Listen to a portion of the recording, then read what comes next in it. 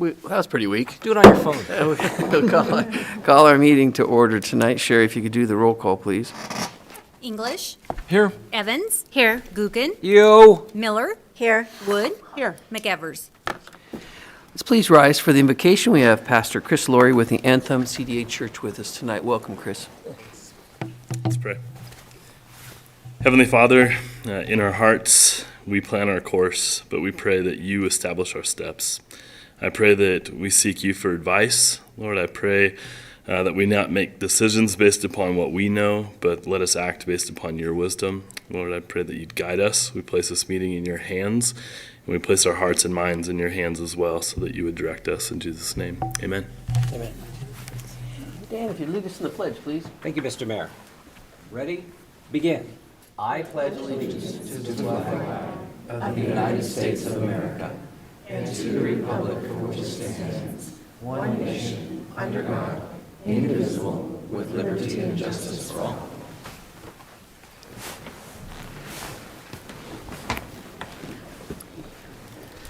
We do have one minor amendment, adjustments to the agenda tonight.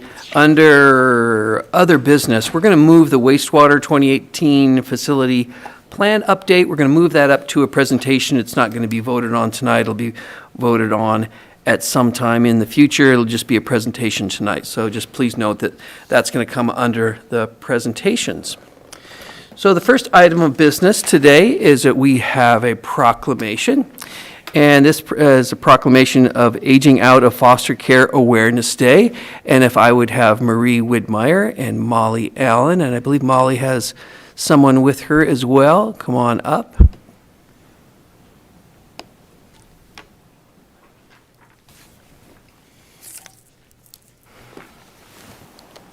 And then I will read the proclamation, and you ladies will have an opportunity to say a few words. And then, Molly, you can introduce your guests that are with you, too. So I'll read the proclamation first. It says, whereas more than 23,000 children age out of the United States foster care system every year, only 1 out of every 2 foster kids who age out of the system will have some form of gainful employment by the age of 24. And whereas uncertainty, a lack of healthy and stable relationships with adults, and the risk of abuse within foster care leaves many children with untreated PTSD after leaving the system. Whereas after reaching the age of 18, 20% of kids who are age out of foster care become instantly homeless. Whereas young people who age out of foster care without a permanent home are often at higher risk of entering the criminal justice system, and they face greater challenges completing an education, obtaining high-quality health care, and securing gainful employment. Whereas children grow to become their best selves when they are surrounded by supportive families and caretakers who support foster youth and help them see a future of greater promise and hope. Whereas the commitment and dependability of a family can provide foster youth with the confidence to write and control their own destiny. Whereas when we create environments for all young people to grow and flourish and safely live in our country, it is stronger. Now, therefore, I, Steve Widmeyer, Mayor of Coeur d'Alene, Idaho, do hereby proclaim September 21st, 2021 to be Aging Out of Foster Care Awareness Day. So, ladies, I'll turn it over to you. All right. Thank you, Mayor. I would like to thank the Council for this proclamation. Each May we celebrate Foster Care Awareness Month with the intent to highlight the youth in the foster care system, the family members, the foster parents, the volunteers and mentors, the child welfare professionals, and the policymakers. As you heard by the statistics, it's a pretty grim outlook for those kids who are about to age out or who have aged out and are heading into adulthood. Most are leaving with unresolved scars and trauma, and now they have the added burden of finding food, shelter, and life skills to help them lead productive lives in our communities. I want to bring awareness to the important need of this sector of our foster care system and believe September is an appropriate time. Many are heading into their final year of school where they will turn 18 and age out. Some might have already aged out, and big decisions will need to be made. Many dollars will need to be spent in order to get them through the next year. I encourage you to think about this day, September 21st, 2021. And if you have time to mentor, encourage, or support a child aging out of the foster care system to help them see a future of greater promise and hope, I hope you would consider getting involved. I am happy that we now have an organization here in North Idaho that is committed to helping these kids who are aging out of the system. Safety Net is an organization that I feel could have made a difference in my life when I turned 18 in my senior year of high school. So I'd like to introduce Molly Allen, and she'll share a little bit about her organization. Hello, thank you so much. Yes, I am Molly Allen, co-founder of Safety Net, along with Colleen Quisenberry. We started in 2008, and this is our administrator. This is Jenny Hurd, and she is fantastic. And this is Chris Neeser, and she's going to be heading up our advisory board for North Idaho. We have been in the Spokane and North Idaho area helping kids who are aging out, doing exactly what you were just talking about. Anything from laptops to bus passes to furnishing their apartments, everything in between, something a family would normally be taking care of once they age out. So we really want to fill that gap. We have very little red tape. The requests come to Jenny. Jenny brings them to us. We okay them. It immediately bills are paid and things are done right away. And we're really excited. We're really going to be here in North Idaho, thanks to the generous donation of Pepper Smock. He has helped us financially so much. We appreciate that. And then all of the support from Pat Krug and my lovely mother, Ellen Travolta. And so we're really going to be here in North Idaho and try to get to those kids when they're 17 and a half before they have to make those hard decisions, and so that they know there's hope out there. So thank you so much. Great. I'll bring the proclamation down to you, ladies. Thank you.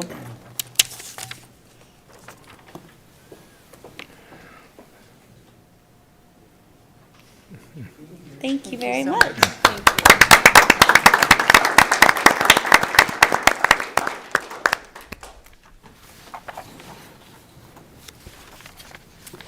So we'll move on in our presentations. The next presentation is the Counterfeit Pill Public Health Threat, and we have Rafael Gonzalez Jr. with the U.S. Attorney's Office with us. Come on up.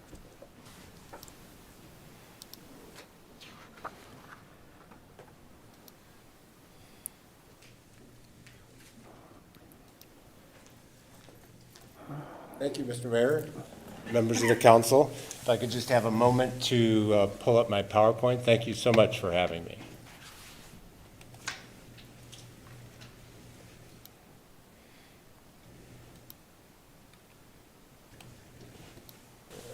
I feel like I have to have 500 pairs of glasses to get the right focus. Thank you. I'm Rafael Gonzalez. I'm the acting U.S. Attorney, and since March of this year, I have been, with the assistance of others in our office, including Tracy Whalen, who's here in the back of the room, our branch manager in Coeur d'Alene, been trying to raise awareness of the public health threat that is counterfeit drugs, and counterfeit prescription pills in particular, and counterfeit opioid prescription pills. I call it one and done because one pill can end your life.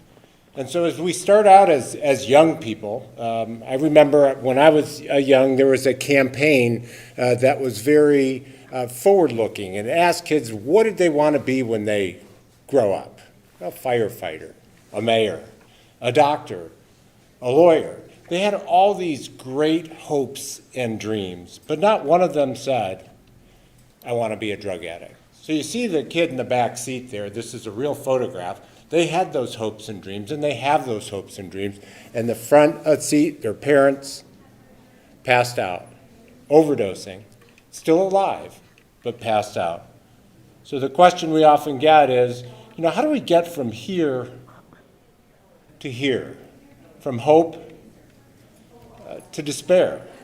There are many different ways that somebody can come and become addicted to a controlled substance. I don't pretend to be an addiction specialist, but I do know there are different paths that people take, and the one I want to talk about today is what I call the accidental addict, somebody that didn't plan on becoming addicted. So as we look back for opioid prescriptions peaked probably in or around 2012 at approximately 81.3 per 100 prescriptions. And that's just an incredible amount of opioids that were getting pushed into the market because it was the new tool of the day and it was prescribed readily for pain, whether it be from an accident or whatever. But this is what I want to focus on today. This would be the accidental addict. Well, the prescription rates then declined and have been steadily declining, but they're still very high. I think in 2016 they'd come down to around 66.5, and they've steadily come down. It's not a significant amount if you look at that orange line at the top of the orange columns. Those are the opioids. So they are coming back. So as we learned more and more about opioids, we've backed off those prescriptions. So then you would expect, if we're backing off the prescriptions, why are the deaths still climbing? Why are we still seeing overdoses? And these are particular national drug overdose deaths involving any opioid. And as we looked, in 17, 18, and 19, you kind of saw that plateauing, and we were hopeful that we then saw the peak, and then they would come down along with prescriptions. That's what you would expect as you look at that data. But unfortunately, the numbers just came in for 2020, and we went from roughly 50,000 dead with opioids to 70, a 40% increase. And so we still are seeing the climb. And then as community members, as a prosecutor, I want to know why is that? What is causing that dramatic increase? Because we saw the drug prescriptions going down. And then the question is, and it's still unanswered, are there people then that started taking prescription opioids that then are left to fend for themselves, to find some spot if they're being weaned off and they can't get any more? I don't hope to answer that question today. All I hope to do is pass this message along to you. Counterfeit pills have been flooding the illegal drug market, and the incidence of overdose are increasing, including fatal overdoses. So talk to your EMS, talk to your police, talk to the sheriff, see how many runs they're going on this year compared to last year, compared to 10 years ago, where they have overdoses involved. And so we go back to that accidental addict. If they're having trouble getting that next prescription filled, they think they're getting OxyContin or they're getting a Xanax. Mostly in this area, it's thinking they're getting OxyContin, and really they're playing Russian roulette with fentanyl. So as we've seen in the past, we're going close to about 2 years now, but it's a fairly recent phenomena in Idaho, and then in central and then north Idaho, but it's been coming for a while, as we see these counterfeit oxycodone 30 milligram tablets. So on the right, you see from the DEA photo a counterfeit drug, and then you look on the left and you see legitimate oxycodone, an oxycodone 30. And they look, no one's going to be able to tell the difference, really.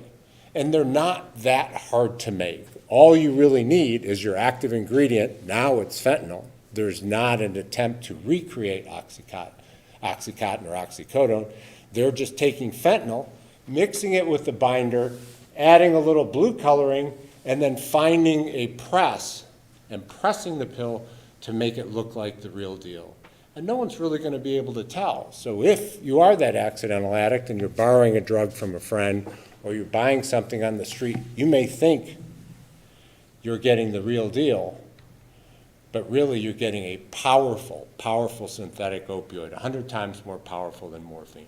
So if you're used to taking 2 of the one tablet, 3, maybe 4, pushing the envelope, and you take 2, 3, or 4 of the other, again, you're playing Russian roulette. So lethal dose of fentanyl is just 2 milligrams. A lethal dose of heroin is 30 milligrams, significantly more. And so as we go and look at that, we have this visual. The vial on the right that's labeled fentanyl isn't empty. It's a loaded gun. You can see just those particles at the bottom. That is 2 milligrams of fentanyl. And you see the heroin on the side. So there really, as these drugs are being mixed, there's no margin for error. DEA tested the pills seized in 2019. I'm still waiting for the 2020 report, and found that 27% contained potentially lethal doses of fentanyl. 27%. Just earlier this year, the Seattle Police Department seized 400,000 pills. Here in Idaho, we've seen, and talked to your chiefs of police, talked to your sheriff, talked to the state police, we've seen seizures go from what I call onesies and twosies, 10 or below, to 1,000 to 5,000 to 10,000, and it's all over the state, and we're seeing overdoses all over the state. So rather than an overdose amount with a genuine prescription pill vial, you'd see several pills being taken. Here, it can be just that one because there's no margin for error at 2 milligrams. When these drugs are getting mixed, they're not getting mixed at Pfizer and they're not getting mixed at J&J. These are illicit labs, and there's no quality control, there's no scientist, and so when you're dealing with what amounts to basically a few granules of salt, if you're a little heavier, you're a little light, you're going to create a potentially lethal overdose amount. And here there's no margin for error. These aren't commercial labs. As we look at what the effect that we're seeing in Idaho, real-time data is hard to get. I'm working with BSU to try to update these slides. But I apologize for how busy it is, but if you go all the way over to the left, it shows fatal opioid overdoses in Idaho from 2016 to 2018. And so you can see it's all over the state. It's kind of inconsistent. But then as we see from, certainly from a city council, from a mayor's office, you start seeing the emergency department visits in Idaho 2019 to 2020. You start seeing the effect on the community. And then you move next to the slide all the way to the right, EMS runs. So we're trying to work with BSU and work with the EMS departments just to see and compare the runs that they're going on in the last 18 months, I would say, when we've seen a spike, maybe 24, to that which they were doing 10 years ago. And we started asking ourselves, frankly, where would we be without Narcan? Narcan is naloxone, it's an opioid antagonist, and it rapidly reverses the opioid overdose. So now virtually all police departments and first responders have this, and now they're administering it at alarming rates. Panhandle Health is going to work with OD MAP through the high-intensity drug trafficking area to try to get a better handle on how many overdoses were going on and what we're actually seeing, because it's hard to track, if not impossible, from a coroner's office. It's difficult to see the impact on a community, the runs that EMS is doing, the impact on your emergency department, but the impact more so on your community. If you could see a graph in the spikes, we show national data sprinkled in with some state data, and this is really creating an impact on our community. We're losing young people, we're losing middle-aged people, we're losing people from Pocatello to Caldwell to here in the Panhandle. But I just want everybody to rest assured, there is no concern of counterfeit pills entering the legitimate prescription supply chain. There's none whatsoever. These are, as I say, from soup to nuts, illicit. So they're made in clandestine labs, and they're marketed just like other drugs, heroin or cocaine or methamphetamine, and oftentimes together. Now, not so much here, but we're finding regionally and in the West, fentanyl mixed in with the heroin, and then fentanyl mixed in with the cocaine. But remember, with that small amount as a lethal dose, any slight error in the mixture is going to go from a super high to a super dead. So as we, as the message really is really, I'm talking about the accidental, the accidental user, the accidental addict. They start down the legitimate supply chain, and then they're bridging over into something that they think is safe. It looks just like the pill that I got from my doctor, but it's not. So, if a doctor didn't prescribe it, if it didn't come from a pharmacy, and I'd argue a brick and mortar pharmacy, and if it didn't come from a pill vial, really, it may be the last pill you ever take. So I want us to work what we can to share this life-saving message. There are folks out there that just don't know. But this is an important message to share with family and friends. And with your help, I believe we can save a life today. Thank you. Yeah, thank you. Counsel questions? Christie? Thank you, Mr. Mayor. Mr. Mangales, first of all, the attorneys in your office are top-notch. Hi, Tracy. Well, are you a plant?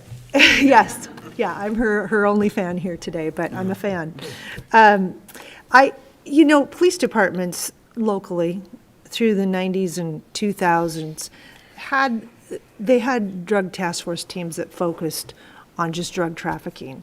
A lot of that's been watered down over the years because of resources. They can't just entirely focus on drug trafficking. They're going after all kinds of violent offenders, which are usually hand in hand, as you know. But my question to you is, are you aware of any state funds that are assisting local law enforcement, whether it be with overtime dollars to go after drug trafficking, or personnel from the state, detectives from the state that are assigned to local agencies? Yeah, I'm glad you asked. Just this morning, I was at the Region 1 Idaho State Police Office, and they have a task force there. It's called 9 is the acronym. We give out special awards for cool acronyms, and it's North Idaho Narcotics Enforcement Unit. And so you have state, local, and federal officers co-housed there. They get funding from the Office of National Drug Control Policy, the subgroup called HIDA, High Intensity Drug Trafficking Area. So that federal grant-like funding provides close to $80,000 a year to that group. And then also through the Organized Crime and Drug Enforcement Task Force, we can make funds available for buys. So there is that coordination and cooperation going on at the 9 Task Force, and I'm telling you, they're going like gangbusters. There's a Coeur d'Alene police officer that's on that task force. We've had a great cooperation with the Coeur d'Alene PD. Your captain there was on a fugitive task force. So I do like what we're doing there, but we're always trying to take it to the next level. So in the conversation we had today, we were wondering, is there more that we can do to invest? Excellent, thank you. Mm-hmm. Dan? Thank you, Mr. Mayor. Mr. Gonzalez, I know that you can make meth in a bathtub, but where do they get the fentanyl? The fentanyl it's much more difficult to synthesize. So anything, much like back in the old days when we could make meth in your bathtub, you had to get the kind of the precursor chemicals, right. And then we did really well, I think, at the city, county, state level in moving that out of behind the counter, so to speak. Mm-hmm. But then at a national level, taking the main active ingredient and controlling it much more carefully. And we do so with fentanyl in the United States. Unfortunately, there are countries. I think China was more of a leader, at the beginning, but I think we're being effective at an international level with pressuring them and bringing diplomatic pressure to back off on just mass production. But then other countries will fill. So now that's filling kind of the void, if you can call it a void. You'll see Mexico actually then synthesizing, and then the new producer internationally would be India. So this drug does have you have fentanyl patches. It does have a legitimate pharmaceutical need, and these drugs are produced, but they don't need to be produced in mass amounts, and it's just hard to, at an international level, get ahead of the game. But I believe that, I think with all a community approach, that is talking with our kids, talking with our teachers, talking with our friends, and then at a national level, and internationally, then working with those countries to shut down production. Good, thank you. Other questions? If you wouldn't mind backing up to the slide where you had the 3 pictures of the state of Idaho, and you had those stats. Yes. So in North Idaho, I'm assuming the dark red is Shoshone County? Yes, okay. and the one on the right, yeah, so Shoshone is in the dark in each one. In the dark, and then the one to the left of there is Kootenai County, right? Correct. And then you see other ones that are the dark red. I'm wondering in those areas, is the trafficking that high, or is the ability to save lives diminished in those counties? It's hard for me to believe that there's that much drug trafficking going on in Shoshone County? Maybe there is, but what I'm wondering is that I see it in reports that I get of lives that are saved with, is it Narcan? I see it. I see it all the time of officers or paramedics saving lives with that. So I'm wondering whether the dark red is caused by the lack of having that available, the lack of trained personnel, or if is that really a high trafficked area? Yeah, that's a really good point, because I don't think we're universal with Narcan and the availability of Narcan in each first responder's car. So that would be one factor you want to look at. And then just remember, with this particular drug, I mean, I could drop 10 pills here, and they all could have a fatal overdose amount. So it may not be the volume of trafficking is that great there. It's just that the ones they're getting, there's enough use, and if there's enough use that, you can't, probability and statistics, you can't just play out that 27%, but that's a good earmark for me. So if, you got 100 pills being consumed, even in a small county, you could get to that many, and then if you don't have the tools to respond quickly and administer the tool that needs to be administered, that may be the factor. But this is what we want to do with the OD map is then start looking at the responses and then being able to track in more of a holistically, being able to track then a response and then Narcan administered. Because when you get over to fatalities, I don't have a ton of confidence in that data, because there's no real central database for us to pull that. There's no requirement for those deaths to be reported as such and to be reported there. So I really want to look at, and what I'm working on with BSU is these EMS runs. And that'll give you a good picture for your community. And we were all made aware of a recent very large settlement with a national drug company of funds that are going to go to every state. And then from there, it's going to be divvied out from the state to individual municipalities. I mean, we as the city of Coeur d'Alene have to put in our claim that we would like these funds. It would be nice. I would hate to see all of these individual cities with the program. It would be nice if there was some collaboration statewide to have a program, because that's what these funds are supposed to be used for. It is for opioid abuse, and I would imagine for things like this. Right.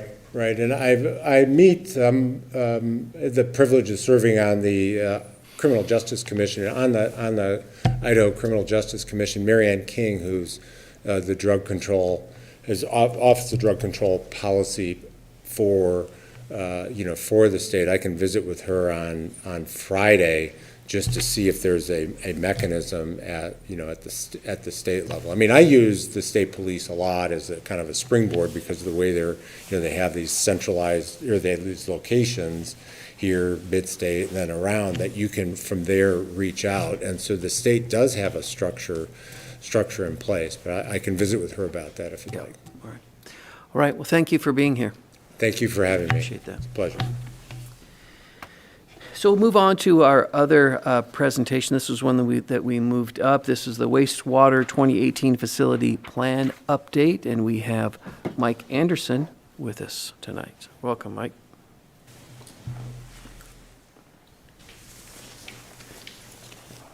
Thank you, Mayor, and thank you, Council. I appreciate your flexibility on switching this to allowing just a presentation. Right now, the plan will be to present you the facility plan and sort of how we came about doing it, and then coming back in a couple weeks for your, if you have questions tonight, obviously more than welcome to answer them, but come forth in a couple weeks to present it for your acceptance. So this looks like me. Okay. So I am very pleased to present to you the 2018 wastewater facility plan update. This is an update to an existing facility plan. This is a facility plan is what guides the wastewater department, in particular as the wastewater treatment facility and its needs in the forthcoming decade in this case. 2018 was a couple years ago. We were anticipating having this to you, it was a multi-year project, having it to you last year, but as things worked out last year, we're getting it to you now this year. So first, what I'll do is go over some history and then why we do these facility plans, and then I'll get into a little bit more details about this particular facility plan and how it's laid out. So, around 1980, this is what your City of Coeur d'Alene wastewater treatment facility looked like, and this is very similar to what it looked like in 1939. Let's hope you can follow the mouse. This was our trickling filter. Our outfall went out this way. I said stormwater because now it's now been repurposed as a stormwater outfall. A single secondary and a single primary clarifier. There wasn't much to it, except this building still exists. In 1983, we expanded to include some more secondary clarification. That was about it at that stage. We added a secondary clarifier. By 1988, we had 2 primary clarifiers, 2 secondary clarifiers. We moved our outfall over to here with chlorine. We used chlorine for a final polish of the disinfection of the wastewater, and it began on our another digester over here, an anaerobic digester. In 1995, we removed that large trickling filtered from the center and added these. We had these 2 covered trickling filters using a plastic media. We also added aeration in the secondary. So I apologize for using sort of industry terms, but secondaries are the second stage of treatment. That's where we kind of use our bugs, if you will. If you've got more interest, feel free to visit our website. We've got videos. In 2005, as the environment was encroaching around us, we really needed to clean it up, both in terms of visual appeal as well as odor appeal, if you will. And at that time, we added covers to our primary clarifiers. That's primary, meaning the first stage of treatment. That's one of the more odoriferous stages of treatment. As well, we improved our influent screening and influent pumping. Mr. Mayor, can I ask go a ahead. question? Yeah.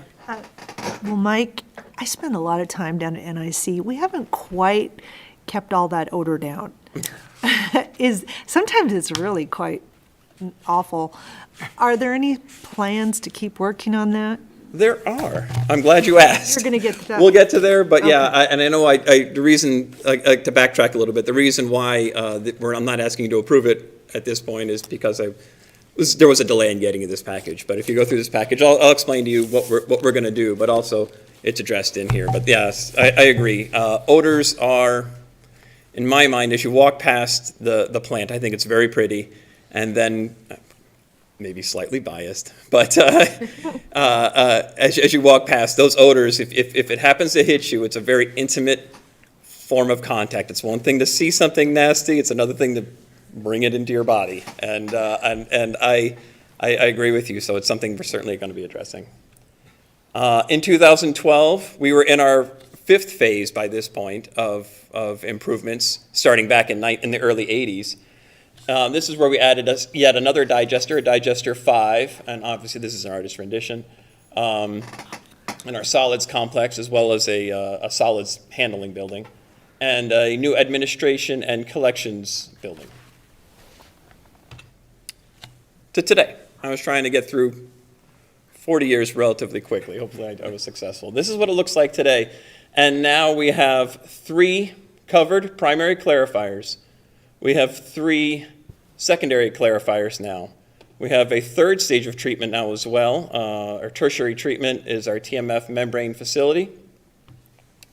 And we knew this was coming, so we wanted to address, what are we dealing with? What is the condition of our current facility? Where do we see it needing to go? So that was the intention behind this facility plan. So what did all this 40 years of work do for us? So in 1981, on the left, this is our outfall pipe. And it should be pretty obvious, the problem. In 1981, we had a building moratorium. The EPA was stating that our effluent is so bad that it's dangerous and we can't put any more flow into the wastewater treatment plant because it can't handle it. Well, look over here in 2021. Hopefully you can see these people on this pontoon boat swimming in the water. And it's a little difficult to see because it's not as obvious as here, but right here you may see a slight change in the ripples. That's our effluent outfall. So this was an outfall inspection we performed just recently because it's an upcoming project. And although you can see underwater things, rocks and whatnot, what you can't see is anything coming out of there. It is cleaner than the surrounding, than the Spokane River that it discharges into.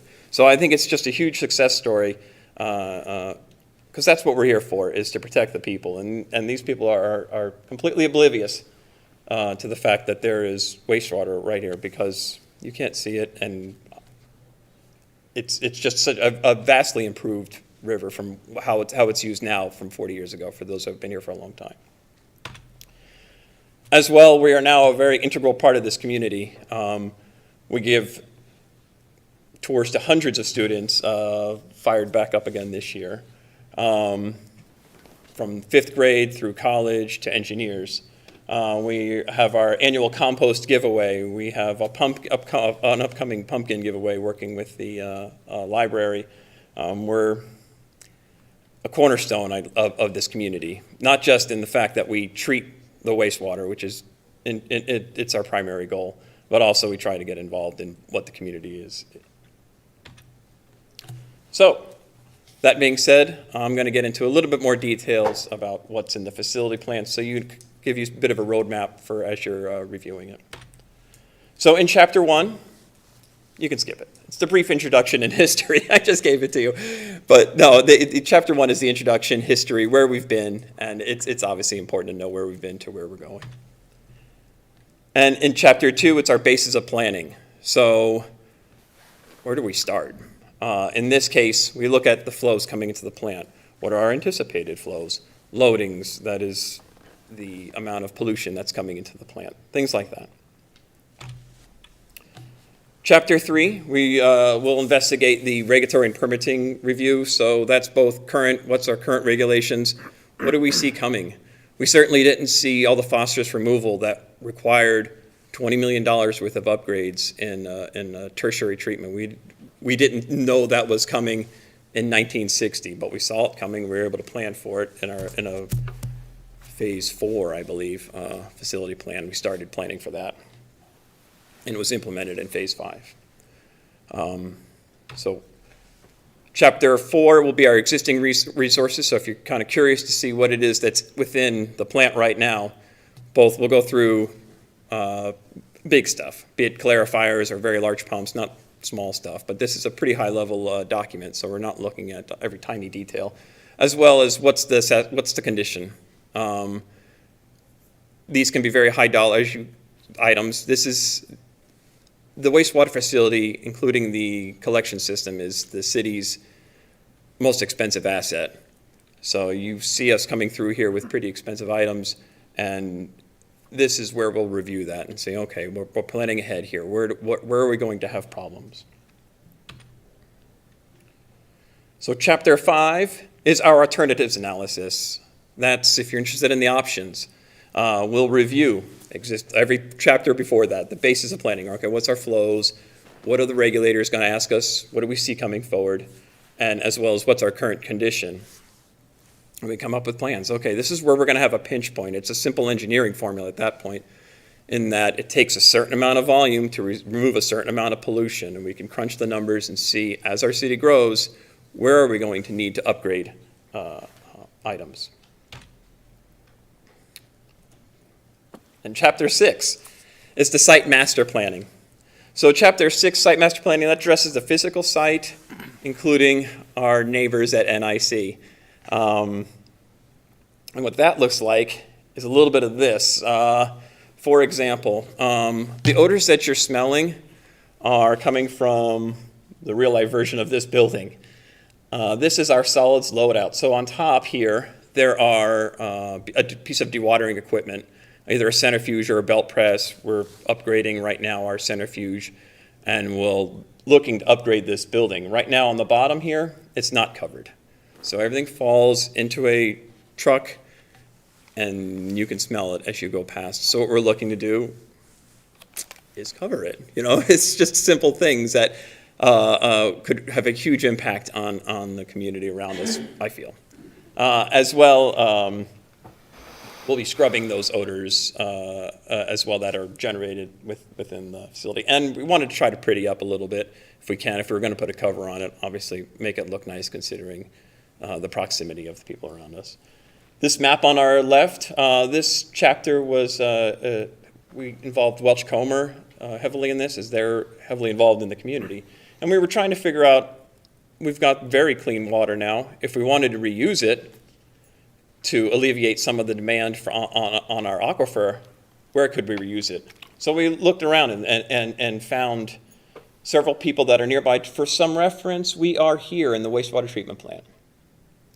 And running all along here is the Centennial Trail, which would make for a fine place to run purple pipe. Purple pipe is the water once it's clean enough to the point where you can use it for irrigation. It wouldn't be able to be used for domestic water. You couldn't drink it, but you can use it to irrigate your plants.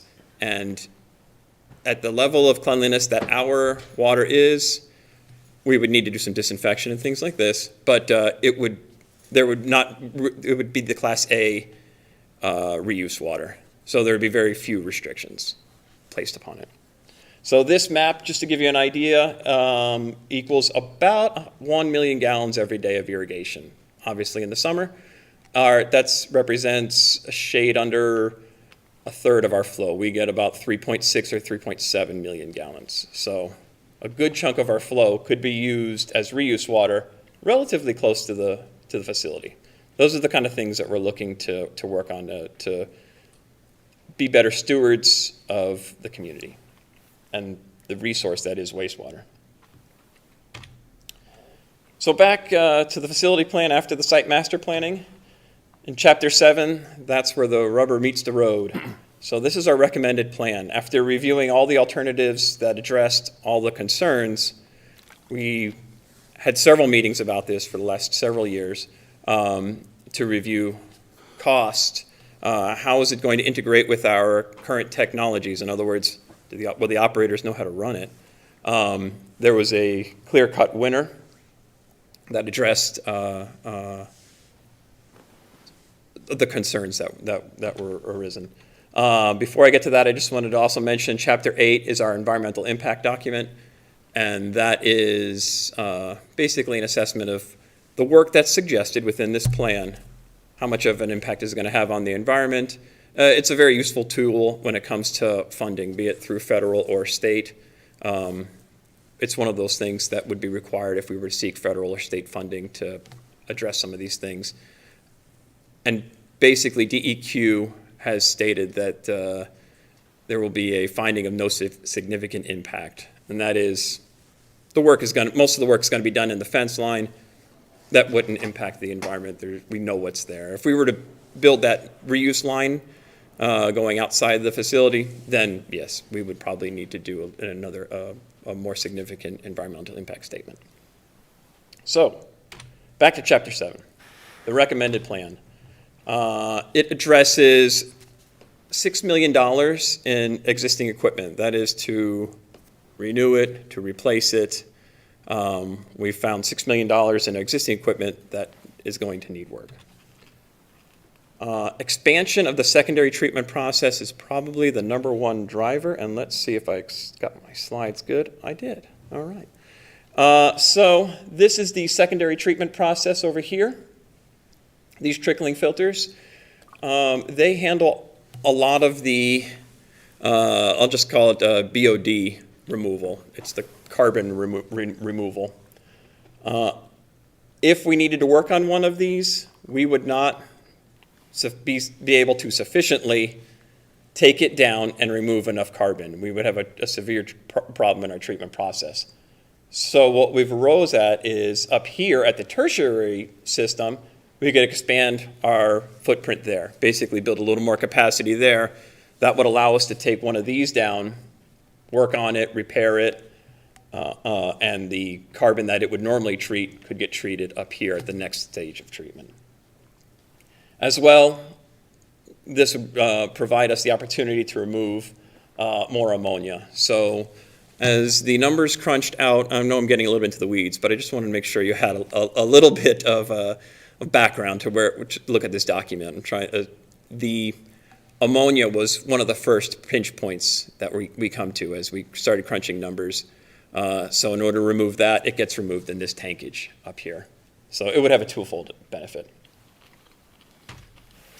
And as well, rehabilitating the trickling filters. That is, there's plastic media inside there, removing the lids, removing the plastic media, because eventually that stuff was put in there in the late 80s. It would eventually start collapsing, which would be devastating to our treatment process. So we're monitoring that now, but we want to be prepared for when that eventuality comes. Because both of those items, the reason I bring those two specifically to your attention, total approximately $15 million. So I know it's in the weeds a little bit, but I thought you should know. On cash or check? Yeah. Well, hopefully there'll be some funds available there's a lot of infrastructure funds out there. So that's another reason for that environmental impact document, to hopefully set us up well to be able to fund these things alternatively. Mike, you might mention over what period of time we're talking about, because I think when people hear that term of $15 million, that's a big amount, right? But this plan is spread over a number of years. This plan is spread over approximately 15 years. Yeah. So, yeah, this is not happening tomorrow. Right. And that's the purpose of this document. Strictly because of those numbers, we would be remiss if we waited till these things were due before we started looking at them. Yeah. So, It's great. It's great planning. It Yeah. really is. and yes, required to keep this place running. As well, we're looking at disinfection upgrades, switching from chlorine gas, which is cheap and fantastic, but dangerous. We're looking to other UV technologies or perhaps a bleach technology to disinfect. We are also looking at outfall improvements, so that wonderful looking outfall pipe, that was one of the better ones. There are about 8 of them out there, and 2 of them are covered by rocks. There's some corrosion in there. So we're looking to get into the river, which is a simple process. You can go in there with a shovel and fix it, but because it's the river, you can't. And the Army Corps and a ton of people are really interested in it, so that'll be a more involved process. And lastly, the solids building dewatering improvements. Both outfall and the solids building are items that we're currently working on because they're needed already. And some of them are multi-part, so we're kind of just getting done right now what needs to get done. But those are items we're working at. So I wanted to finish with just that last picture and as well answer any questions that you may have at this time. Council questions for Mike? Go to that, Dan, and then we'll come back. Well, somewhere in there you mentioned, I think, the term odor scrubbing, and I don't kind of picture these giant aerosol cans like in the bathroom or something. Or, no. So what does that mean? So currently, if you've ever walked along the trail, we've got big beds full of wood chips, and that's what scrubs our odors right now. But they are at capacity.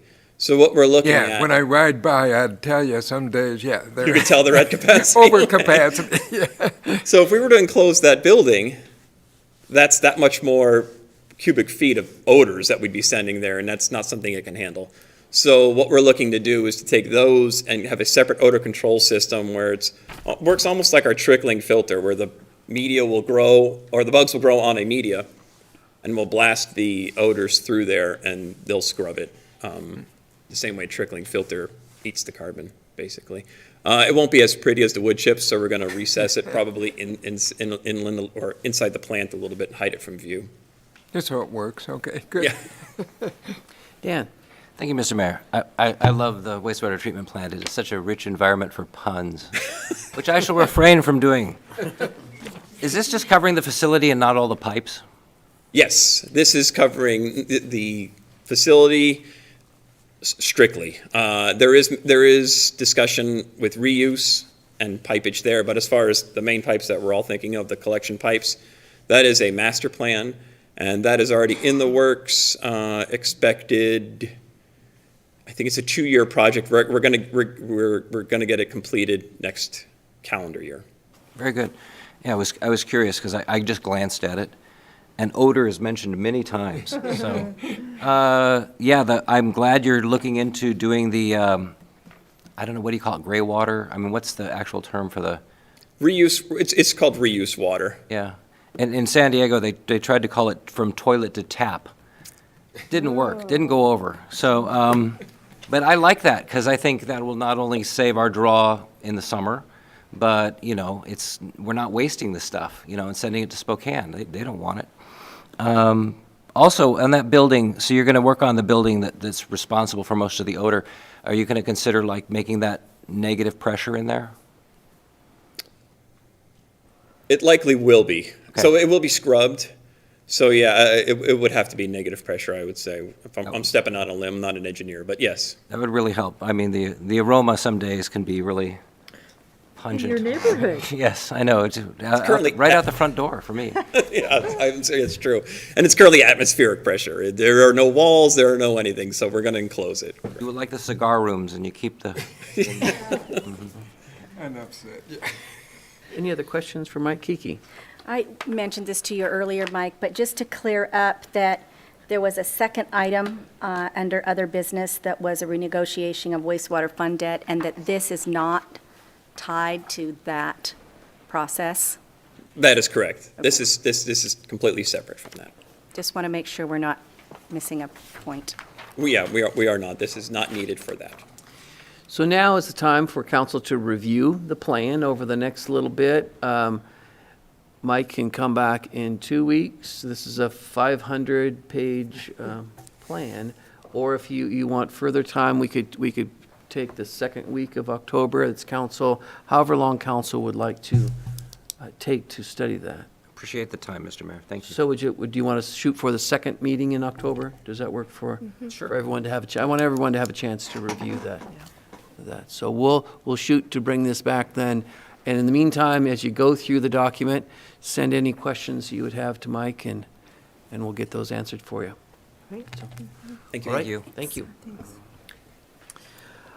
All right, we'll move on to the public comment portion. Any member of the audience that wishes to give public comment would have 3 minutes to do so on city business. Any member of the audience wish to give public comment tonight?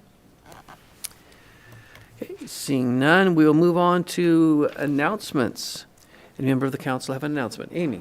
Mr. Mayor and community, I have one announcement. This is a call for all the students ages 14 to 18 in our school district who'd like to have an opportunity to be a part of our city government, be involved in special projects, and become involved in a deeper level in their community. We have opportunities to be a student rep on several of our commissions and committees. Those include Child Care Commission, Coeur d'Alene TV Committee, Parking Commission, Urban Forestry Committee, Parks and Recreation Commission, Library Board, and the Arts Commission. The deadline to apply is September 30th, and you can find more information at our website, www.cdaid.org. All right, and Sherry, those run through you. You get the applications on that. So, okay, Great. Good, great. Thank you, Amy. Any other member of the council? Dan? Just a week or so back, I got to represent the mayor and the city at a ceremony, one of the many that they had commemorating 9/11, and this was right over in our Veterans Plaza, and as part of it, they were, in the, information was that the colonial dames of 17th century and some other groups were going to be presenting a plaque to the city of Coeur d'Alene and commemorating a remembrance garden that they have.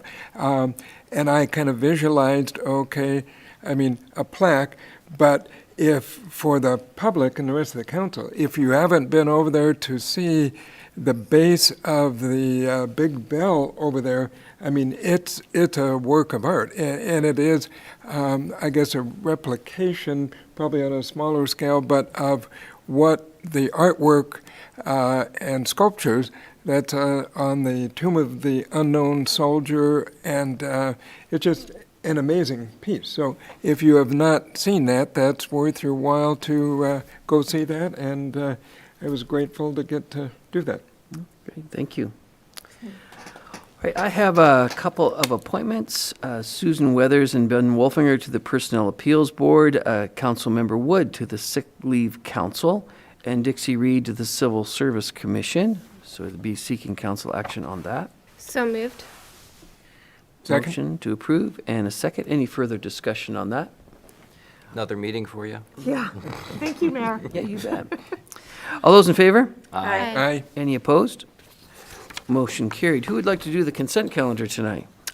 I'll do that. Okay. I'd make a motion to approve the consent calendar as presented, including resolution number 21-058. Second. Motion and a second. Any further discussion on the consent calendar? Roll call, please, Sherry.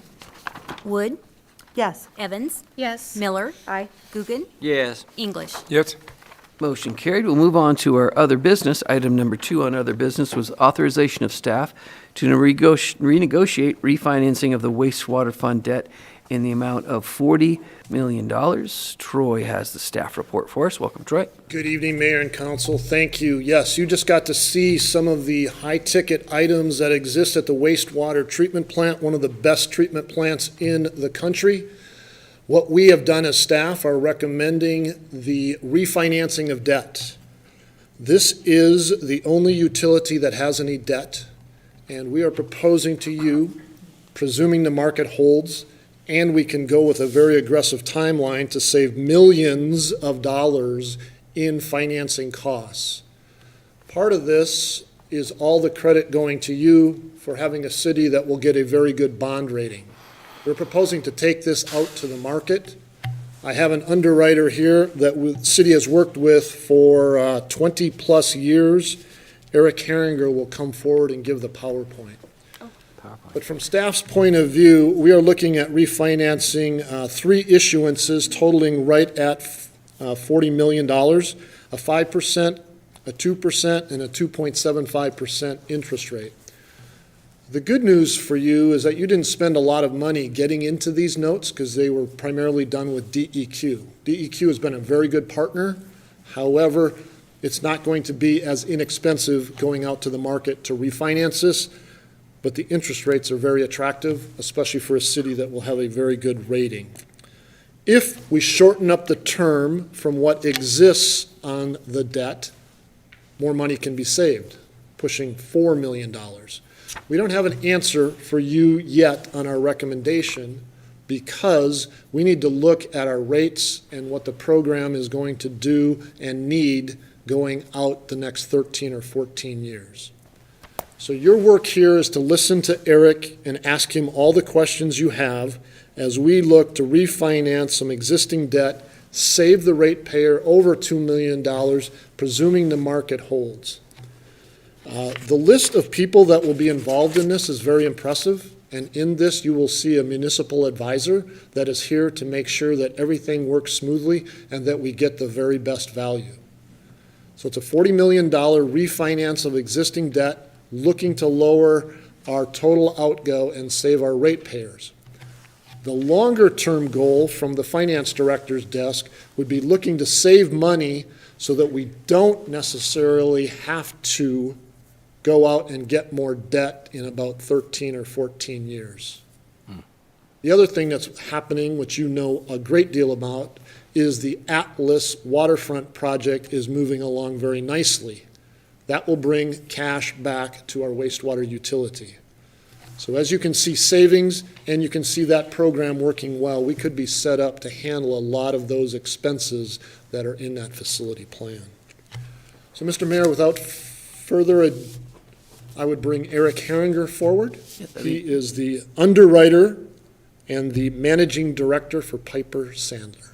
And just to clarify, the decision tonight is to authorize staff to work and negotiate, and then once that negotiating is done, that decision will come back again. Thank you, yes. Okay. So there's a huge amount of work that's going to happen to get this done.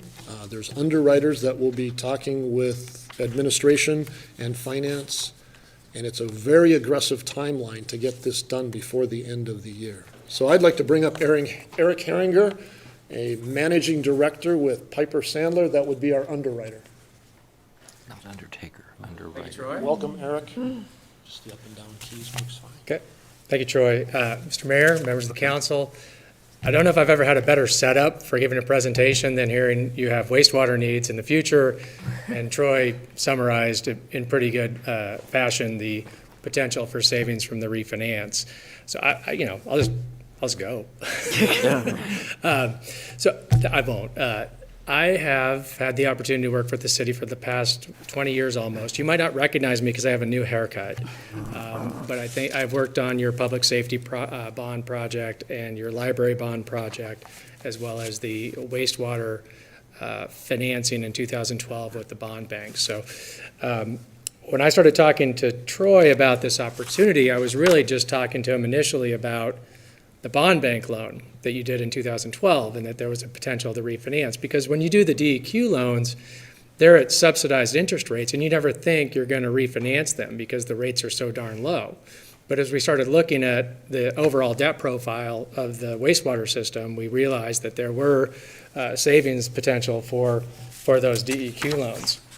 So this first slide is a summary of the 4 issues of debt you have related to the wastewater system. And what I look at is those 3, what I have circled there, those 3 columns. When I'm looking at it, does it make sense to consider running some refinancing analysis? I look at those 3 things. When is the call date? The call date is when you can actually pay off the existing bonds without penalty. And the second thing we look at is what's the interest rate? What's the coupon rate on those bonds? And the third thing is how much longer do you have to pay on the bonds? What's the final maturity? So that first, the 2012 series, the bond bank loan, there's about $5.1 million outstanding, and the call date is 2022, so next year. You can actually refinance those today, put the money from a new sale into an escrow account that will make the payments on those bonds and call them in 2022. That's a pretty common thing in the municipal bond world, is to do what's called an advance refunding. The rate on those bonds is 5%, the coupon rate. So clearly, that's a higher rate than what's current market. And those bonds only go out another 6 years. So there's not a long time left on them, but there's enough time that there's savings potential. The 2013 DEQ loan, you'll notice the one thing that makes it not a good refinancing candidate is the 0.5 interest rate that is on those bonds.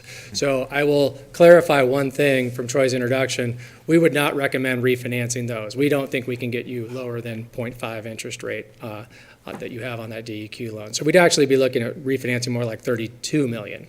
You have about $40 million total outstanding, but we don't need to touch that one. We can leave it outstanding. The next one down, the 2015, that's at 2%. And at the time that you would have never thought you would refinance a 2% loan, but it goes out to 2035. So there's 14 more years left on that loan. So a new bond at 14 years with your credit could get lower than 2%. And we can pay off DEQ tomorrow. If we refinance, and it's just like refinancing a home loan with DEQ, you just pay them off. There's no escrow. And then the 2020 loan you closed last year, that was at 2.75%.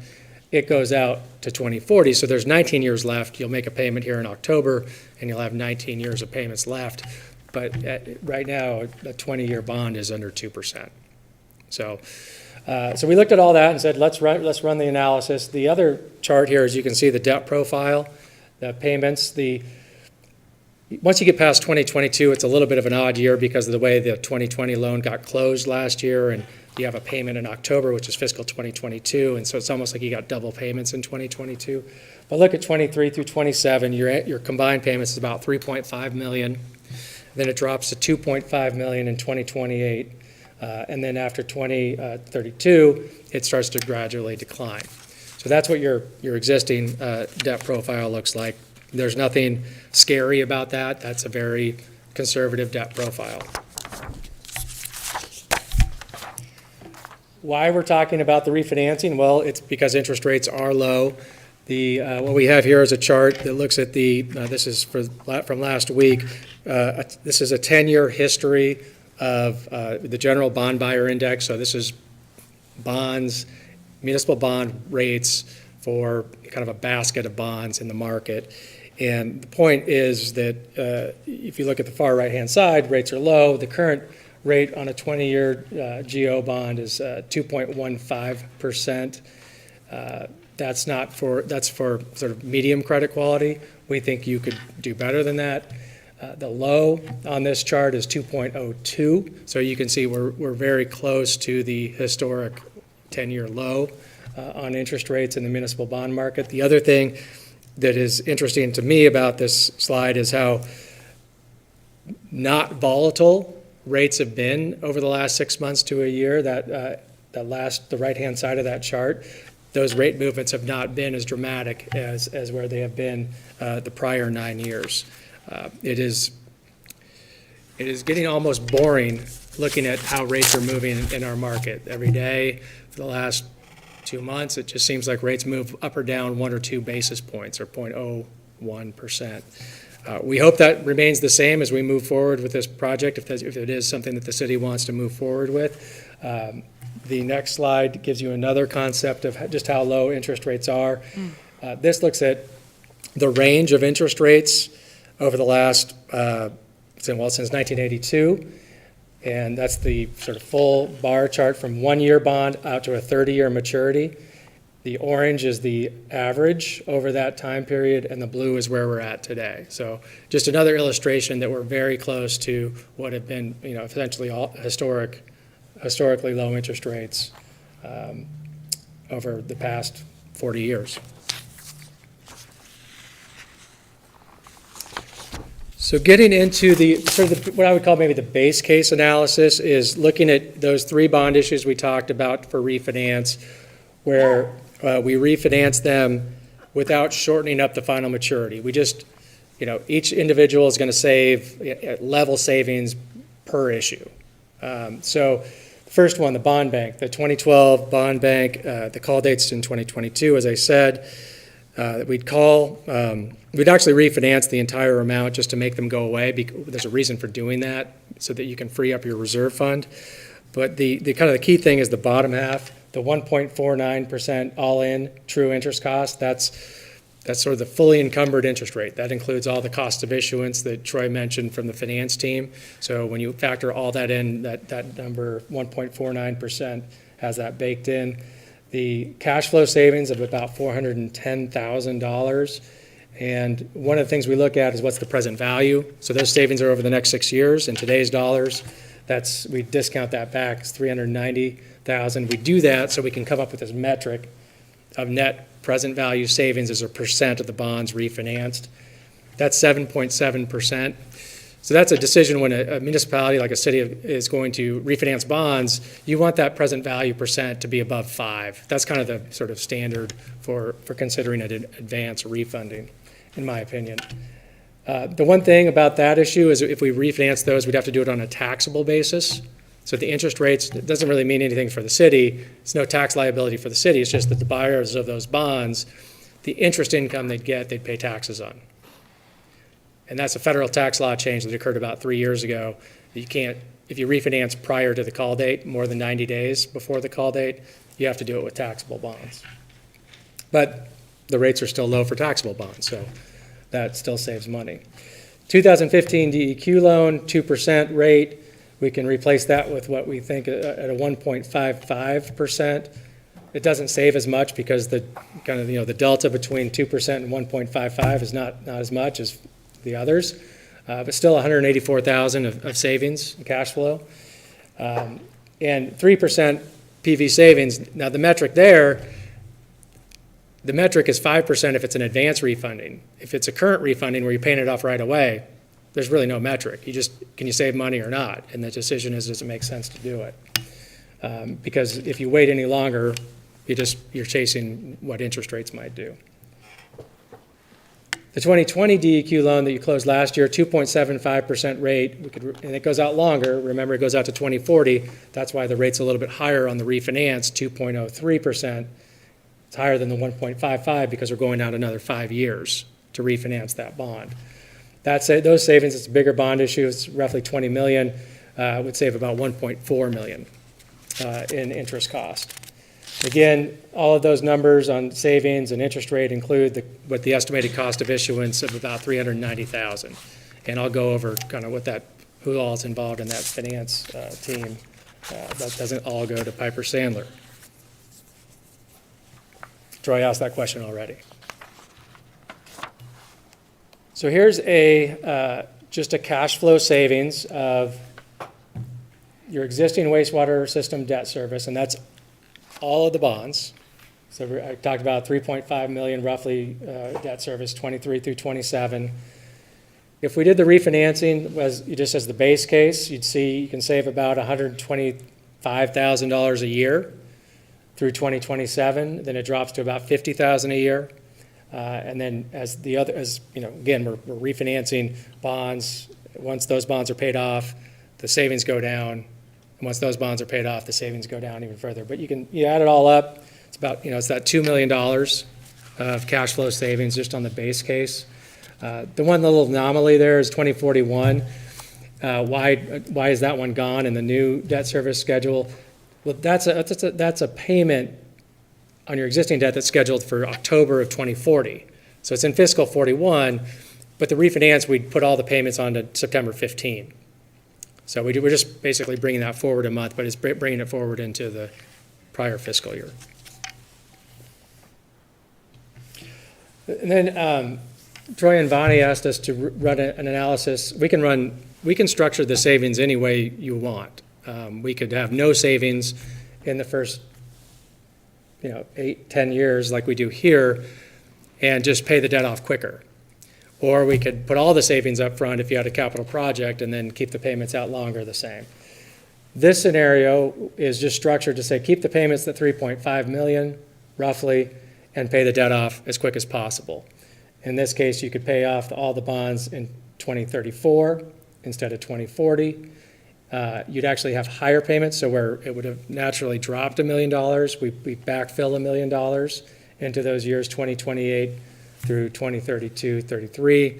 And by doing that, you're going to save a lot more interest because you're going to pay off the debt faster, and that's going to more than double the potential savings to $4.3 million. And if you shorten the term of the bond, the interest rate is less, correct? Correct, yeah, that helps, yeah, exactly. You got a lower interest rate, you're paying in a shorter period of time, so there's less overall interest cost because you get it paid off quicker, right. Faster amortization. Yeah.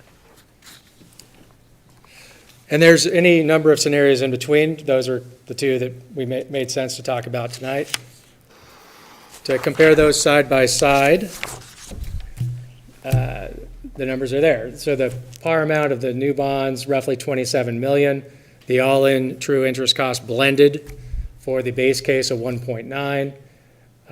For the accelerated savings, 1.4%. Final maturity of 2034 versus 2040. Cash flow savings, 4.3 million versus 2 million. And naturally, the present value savings are also substantially better under the accelerated savings. In either case, they're both really good refinancing opportunities, and we may end up somewhere in between, depending on what thoughts are from wastewater and finance. There's a couple other things to consider that I think are beneficial here too, and that has to do with your reserve funds. Your existing bonds have a debt service reserve requirement. It's roughly 1 year's payment. So the 2012 bond bank loan has a debt service reserve requirement of $1 million. And so that is you have $1 million in a restricted account in your wastewater financials. And that's just money that's sitting there that will support bond payments if there was ever any deterioration in the cash flow of the system. That money was funded from city cash. It wasn't financed. And so you can do one of two things. You could either add it to the refunding and refinance less, So instead of refinancing with 27 million, you refinance with 26, because you got $1 million that you use from the reserve. Or you can just unrestrict it, and it becomes available for capital expenditures in the wastewater system. So it's there, it's just restricted, and it's restricted until those bonds are paid off, which is 2026, I believe. The DEQ loan also has a similar requirement of 1 year's payment. I believe the 2015 is fully funded at the moment, but the 2020 will need to be funded over time. And so by refinancing, you unrestrict the money you've set aside, another $1 million, but you also avoid having to restrict another $1 million for the 2020 loan. So we're talking about 2.8 million of funds that, would just be sort of locked down that are now available for the wastewater system. Does that make sense? Yep. Okay, I'm going to pause there and see if there's any questions and maybe take a breath and see if I forgot anything. I've got a few more slides to cover, but. Christie. Well, Mr. Mayor, good presentation, Eric, and we hear what we want to hear. And what I heard is Eric is willing to refinance 32 million for 0.5%. So. I don't know if it was 0.5. I that's what I heard. So we're going to save more than 2 million. But just a question for Troy, on that far right scenario with the cash flow savings of 4.3 million, is that our current, we could use our current debt structure that we have now? So in other words, our payment wouldn't increase, we would refinance, and we could do the accelerated method, and it's only accelerated in time, it's not accelerating the dollar amount of our payment. Correct. Okay. I know we're not making a decision tonight, we're just talking about it, but that's something that's attractive to me. Saving 6 years of time. Paying it off earlier and Yeah. saving that amount of money is, and the bond rates for shorter term bonds are less. Not the 0.5. not the 0.5 that you like, but So I just had Kiki. one question. So Troy made a comment, and maybe you're going to answer this, but he said, presuming the market holds. Yeah. So is that the next piece you're going to talk about, or? Correct, yeah, no, that's a good question. All of this is a snapshot in time. Rates Okay. have been very stable, but rates change, I said they haven't changed much, but they do have the potential to change every day. And so one of the things we're going to talk about is a schedule, and since rates are low, working as fast as we can to get to a point where we can lock the interest rate. Because with the public bond sale, you're going to sell bonds to investors, and you don't lock those in until you have all the front-end work done to prepare the bond sale for the market, go through all the regulatory requirements to issue and sell bonds. So, yeah, we'll cover that. But everything we have here is subject to change in interest rates. And so that's kind of the urgency to try to get this done before the end of the year, quickly. Is that what? I'd like to get it done before Thanksgiving. Oh, Yeah, good. Yeah. thank you. So Troy mentioned the bond sale participants. So, in the past, when I've worked with the city, we've done some private placements where we just had one single investor, which has been a bank. And so there haven't really been a whole lot of participants. It's been a legal counsel, what we call bond counsel, and the investor, the bank, and then our role as a sort of placement agent or underwriter to help put that all together. But when we're going to go to the market with a bond issue of this size, it takes a little more folks at the table. So the issuer is the city. You're issuing bonds. So you're at the top of that list, and if you want to do this, then you authorize moving forward to do it. Bond counsel is the attorney that does all of the sort of legal documents, the authorizing ordinance, making sure that what you issue is in compliance with the statutes in Idaho, it's in compliance with your existing debt, because remember, we're not going to refinance the 0.05 DEQ loan. So we are on parity. Our promise to pay DEQ is going to be on parity with the promise to pay these investors.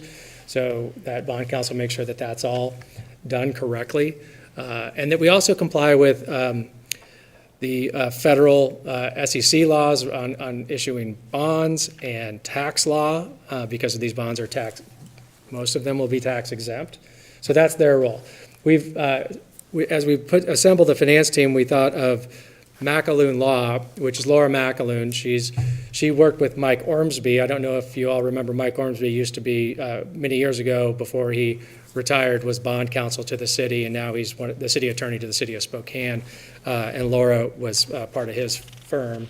And Laura's done work for the North Cooney Water and Sewer District recently. So that's who we are proposing to have as bond counsel. But that's your call. I mean, the bond counsel works for the city. It's your attorney, not our attorney. Underwriter, so we're Piper Sandler. Our role would be to be the go-between with the market. So we go out and find investors for these bonds. That's something we do every day when we sell municipal bonds throughout the country. And as a broker-dealer, we're one of the top 5 underwriters in the country, and we would kind of manage the process of putting this all together and making sure the disclosure is done right and making sure that the bonds are marketed in the appropriate way. As we get more complicated with the security, the type of securities we're issuing and the additional regulations, one of the things we now have is underwriters counsel and disclosure counsel. So they would advise, that would actually be our counsel that would advise us, but we'd have them write the disclosure document. And this is the offering document, like a stock prospectus, that has some very specific requirements. And on a wastewater transaction versus like a GO bond, versus like a general application bond tax back, there's a few more complications. So we think it makes sense to have underwriters counsel to provide the disclosure counsel work. Holly Troxel, who has done some work with the city, Danielle Quaid, her firm does a great job with disclosure. So we're proposing that they work as disclosure and underwriters counsel. Troy mentioned a municipal advisor. Municipal advisor is different than an underwriter. We have a lot of the same skill set. We know the market. We know how to put deals together. We know how to, get things to move forward from here to conclusion, to work with the rating agencies, to do all the things. But the municipal advisor acts as a fiduciary to the city. So they're a fiduciary to the issuer, working on your behalf, your side of the table, making sure that everyone's doing their job correctly, particularly the underwriter, that when we go out to the market and get interest rates, they're the appropriate interest rates, that our fees for doing our work are appropriate. And so that's their role. There's some crossover in terms of who does what, so we probably have them manage the process with the rating agencies. So in this case, we're talking about going to Standard & Poor's. Zions Public Finance is a firm that has done municipal advisory work in Idaho for quite a few years. They're out of Boise, as are we. And so that's who seems to make sense in that role. We talked about the rating agency, Standard & Poor's. We think you have a choice there, Moody's or Standard & Poor's. We think Standard & Poor's probably is going to have a better written report on the credit of the city, and the rating agencies provide a credit report. That's what they do. And we think that they have a more in-depth, deep dive approach to wastewater credits. And we think that the outcome has the potential to be better with them. The paying agent, that's kind of a function sort of down the road. They keep track of who owns your bonds. You make one bond payment. You make 2 bond payments a year, one in March, one in September. They make sure those payments get to the ultimate investors, and so they keep track of the list of who owns the bonds. And so that's what we call them, the paying agent. You pay them, and they pay the bondholders. There would be an escrow agent for the bond bank loan, right? So when this potentially closes, you pay off DEQ on the same day as closing, but for the bond bank, you actually have to put the money into an escrow account, have it held. It's an irrevocable deposit. The money in that account will make the interest payments on the bond bank bonds until the call date in 2022, and then it'll pay them off. They'll invest those monies, those escrow monies, in Treasury securities and trust for security for the existing bondholders. And so the escrow agent we would recommend being the same as the paying agent. Zions Bank Corporate Trust is out of Boise as well, and in my opinion, they do the most thorough job in that role. And then one more role is the escrow verification agent. There's a CPA firm that makes sure that escrow is properly funded and will have enough money to make the payments to the investors. Again, our job in the underwriter role, together with the municipal advisor, is to manage this process and make sure everyone's moving in the same direction. The bond sale participants and the primary documents. So there's the preliminary official statement. I talked about that. That's that offering document, like a stock prospectus. It's going to have all the details on the security for the bonds and information that investors and the rating agencies want to know. That would be drafted by Holly Troxel. The bond ordinance, that's the authorizing document that the city council passes to say, yep, we're going to issue those bonds, we're going to refinance these bonds. And that's prepared by your bond counsel. In this case, it would be McAloon Law. The rating process, Zions and Piper would work together with the city to, get that coordinated and managed. And then the bond sale, Piper manages the bond sale, the marketing of the bonds. So once we get to the point where we have that preliminary official statement in the market, we talk to investors and start pre-marketing the bonds and line up people that would be interested in buying them. The actual final pricing where we set the interest rates occurs on a specific day. And that's where Piper and Zions, Zions is going to negotiate on your behalf with us to make sure that we're getting the right rates with investors. There's a bond purchase agreement that says we're going to buy all the bonds from you based on those specific rates. So we're taking the risk of owning all those bonds, locking in the interest rates. We buy the bonds from you and then and sell them to the investors at those pre-negotiated rates. I talked about the other documents. There's a final official statement, the preliminary official statement. The only thing it doesn't have in it are the actual final interest rates. Once we have those, we put them in the final. You'll have a continuing disclosure agreement. So when you sell bonds, you're telling investors that every year you're going to update them with certain financial information, information on customers, on sewer rates, and your audited financials. And so that's going to be a document that will be something that the city will need to comply with going forward on an annual basis. The schedule we laid out tonight, we're just reviewing the opportunity. If we get the kind of marching orders to continue to move forward, we'd have basically take the next 3 to 4 weeks to get the preliminary official statement drafted, the bond ordinance drafted in substantially final form to deliver to the council packets on the 13th, ahead of the October 19th meeting. So we could come to the meeting on the 19th, here's all the documents, you could authorize the sale of the bonds subject to meeting minimum savings parameters. So you're saying, hey, yeah, go ahead and issue the bonds. Staff, work with Piper and Zions to issue the bonds as long as we can save a minimum amount of X or achieve an interest rate, a minimum interest rate or maximum interest rate of X. We can do it that way, or we can schedule the bond sale in conjunction with a city council meeting or a special city council meeting where we get the final price and then come back to you and say, here it is, will you approve it? We have a lot more flexibility if you say, yes, go forth and do this as long as we save the minimum amount. And that's what we've proposed here in this schedule. Then we get the bonds rated with a conference call with S&P Global, the rating agency, all trying to get ready to post that preliminary official statement on November 1st. I don't think we can move a whole lot faster than that and get it right. But we think that that's enough time to get it right. We want to have about 7 to 10 days to pre-market the bonds to investors, and we can't do that until that preliminary official statement is on the street, until it's posted. So that means we're looking to lock the interest rates on November 10th. That would be the bond sale date, and have the bonds. So that's the important date, right? That's when you know the new interest rates, your savings numbers are final, and then we just do the paperwork to have everything closed by December 1st. So that is the schedule we have laid out. And I believe that's the last page of the presentation. Council questions for Eric? Dan, Thank you, Mr. Mayor. was that enough information for you? Yes. Okay, good. Now I We know can go- know what it's like to take fentanyl. No, I'm kidding. Ouch.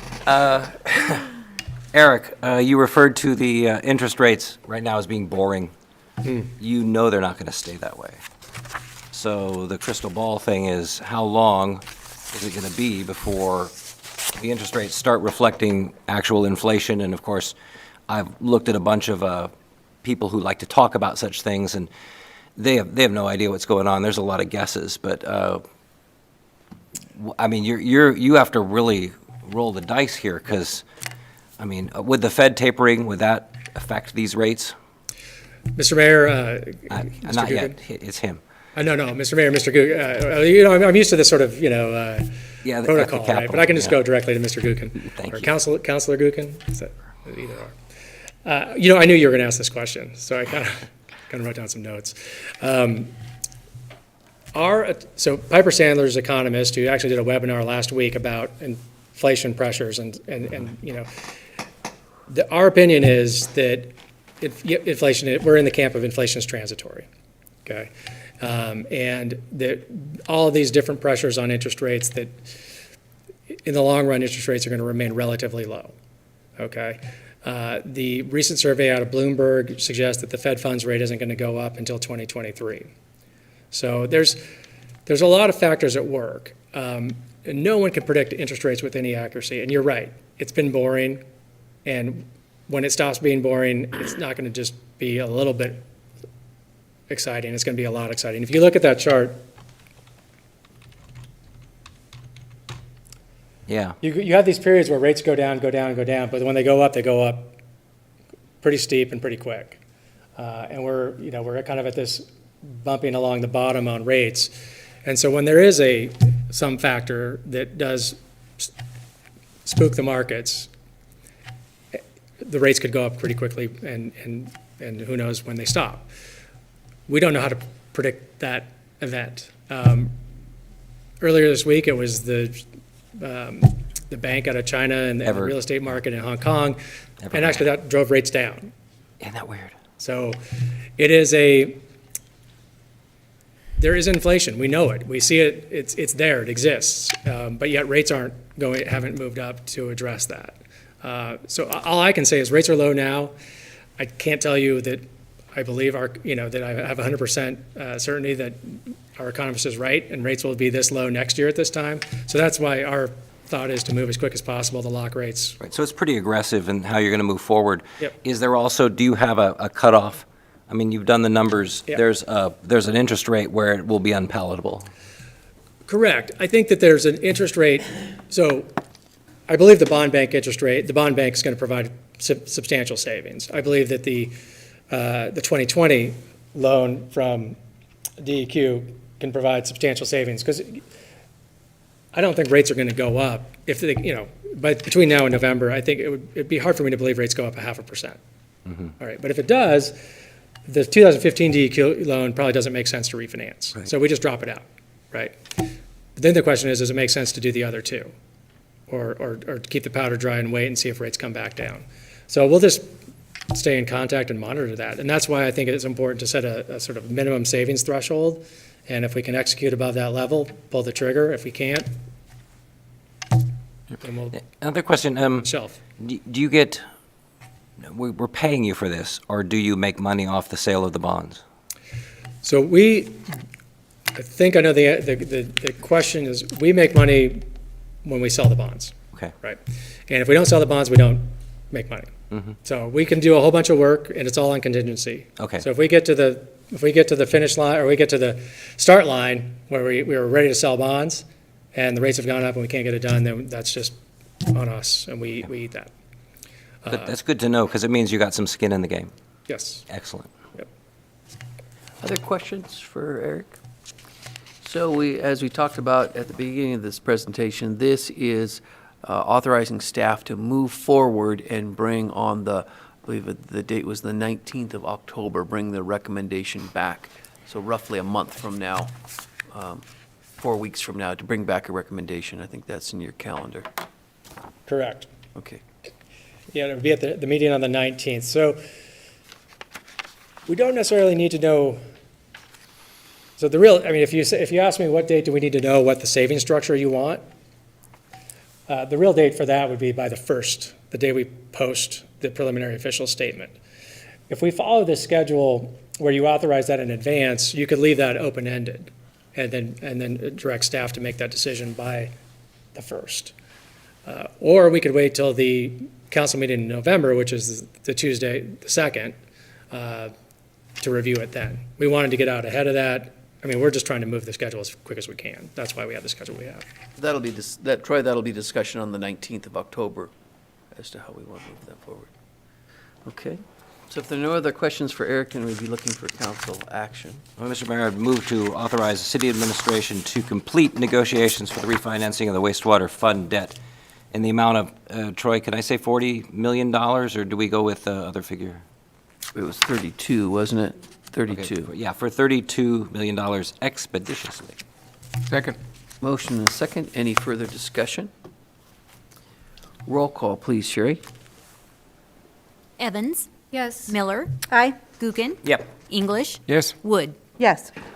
Thank you. Motion carried. Thank you very much. Thank you, Mr. Mayor, members of council. It's nice to be in front of you again. Thank you.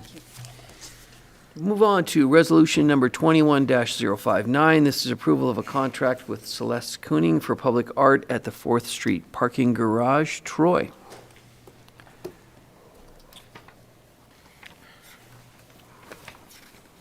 I bring forward a recommendation from our Arts Commission.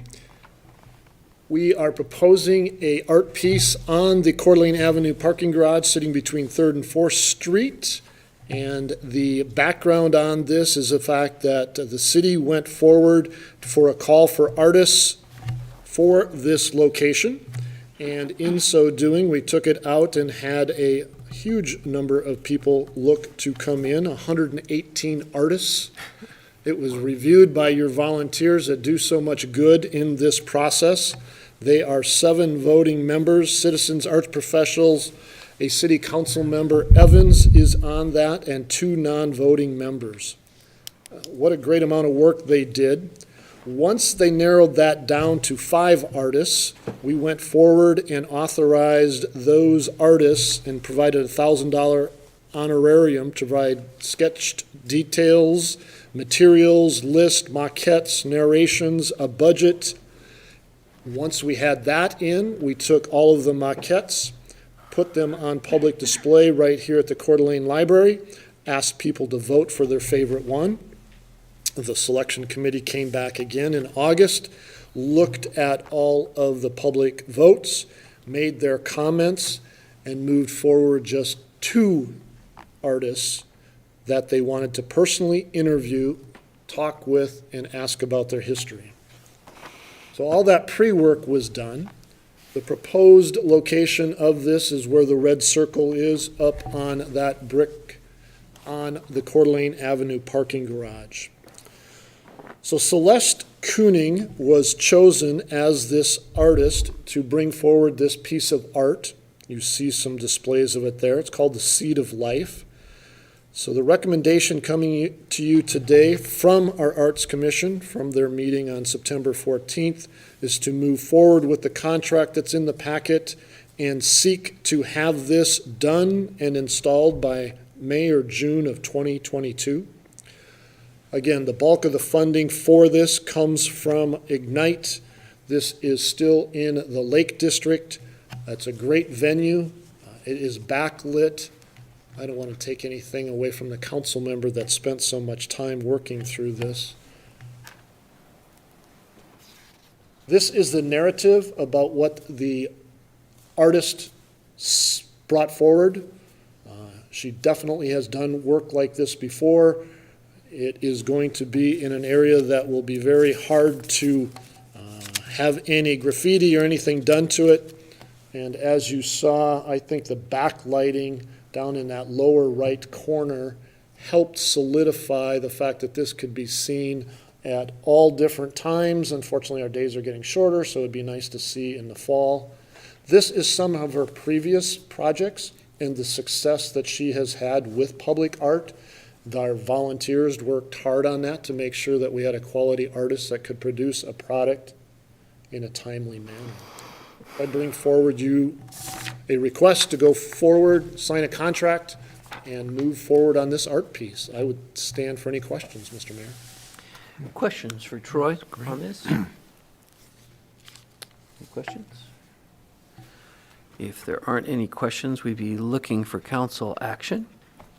Mr. Mayor, I'll make a motion to approve resolution number 21-059, approving a contract with Celeste Cooning for public art at the 4th Street parking garage. Second. Motion and a second. Discussion. Dan? Thank you, Mr. Mayor. So my concern here isn't really about the art piece itself. It's just about the process. And that right now, we're not really making a decision. The decision was made elsewhere. And it's being presented to us as a fait accompli, which removes our decision-making authority as council and places it on a subcommittee. And I've discussed this with you before, Troy. It would be really super if, instead of doing this, if there would be 3 of them presented to us with, this is the one the committee recommends, which would at least give the illusion that we have some type of control up here. Otherwise, in this process right now, we are just rubber stamping, and I don't like that. So on that principle, I will be opposing this. Thank you. So Dan, I will just respectfully disagree that we still have, the voting body here still has the opportunity to turn that down. Oh, but see, that's not, it's not about. So they have the opportunity, so it's not a rubber stamp. I mean, they could be the vote to turn this down, that the council doesn't like it. My point is, how do we know?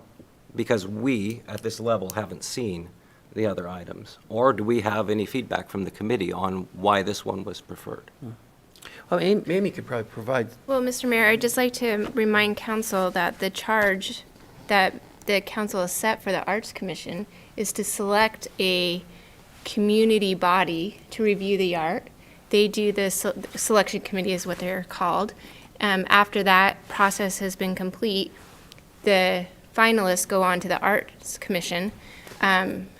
So there is process in there that we have set as council for this.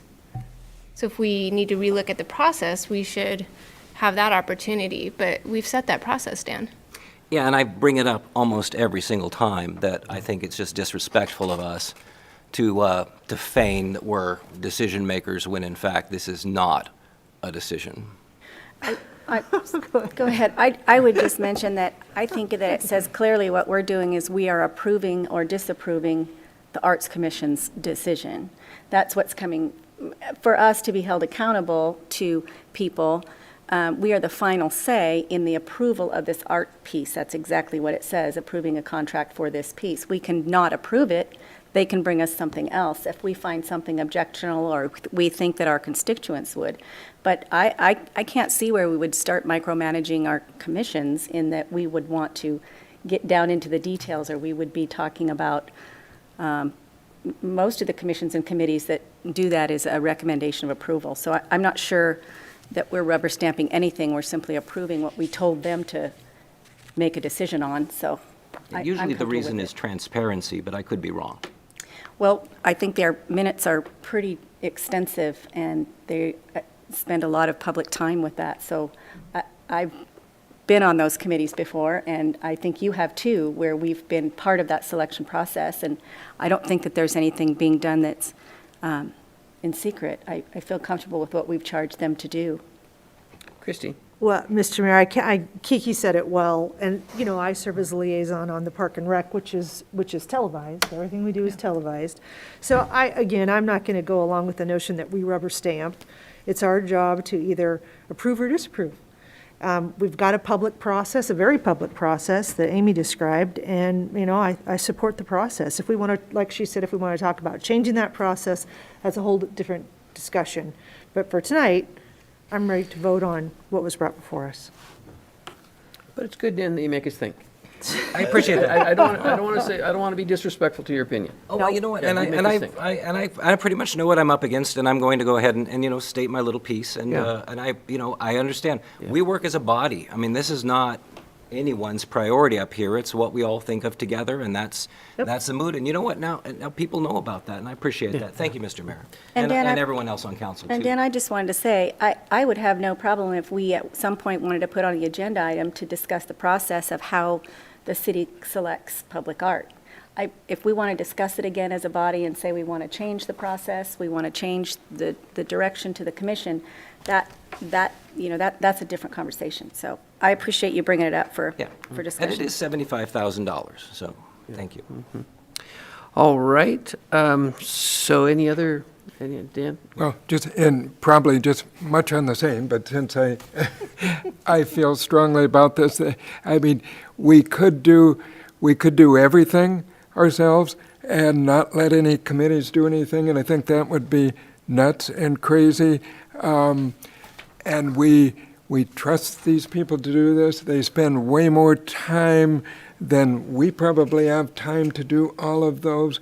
And therefore, maybe some of us have particular levels of expertise that, could go into that. But, I think it would be, a real slap in the face to them if we were to second guess these kind of things. We do have the decision, final decision, yay or nay, but we don't, go back and, second guess all of their decision process.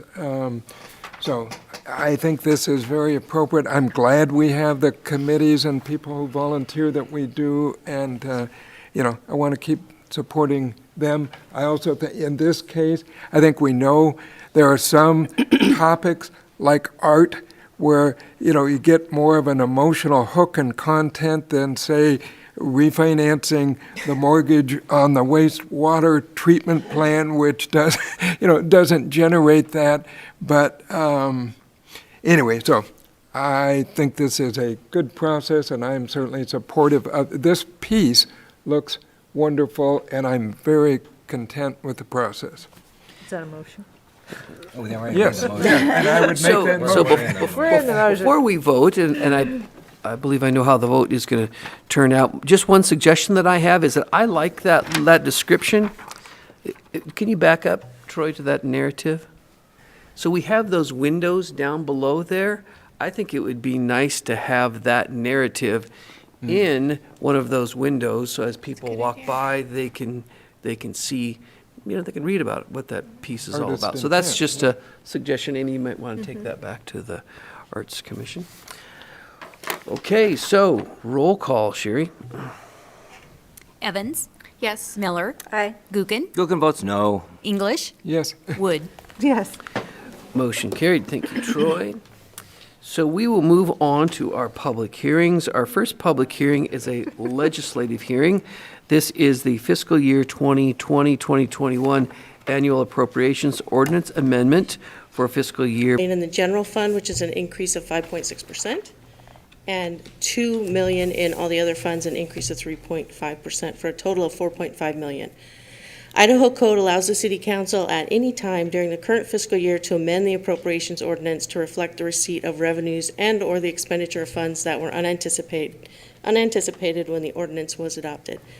The city each year adopts an amendment or amendments to the appropriations ordinance. As a comparison, last year's budget amendment totaled $7.1 million, and the year before that was a total of $4.9 million. Unanticipated expenses are being funded by two categories: unanticipated revenues and designated fund balance. Designated fund balance is being used for project carryovers that were budgeted in previous years and expenses related to the CARES Act funding, which account for $1.6 million of the general fund amendment. Of the general fund amendment, the remaining $839,000 is being funded by unanticipated revenues. This fiscal year, unanticipated revenues were mostly generated through state sales tax receipts, federal grants, transfers from impact fees, and the sale of surplus property. Increased expenses in the general fund this year include the following, which are listed on here: various grants for the fire and police department, and a grant for historical preservation from the state in the amount of $240,000.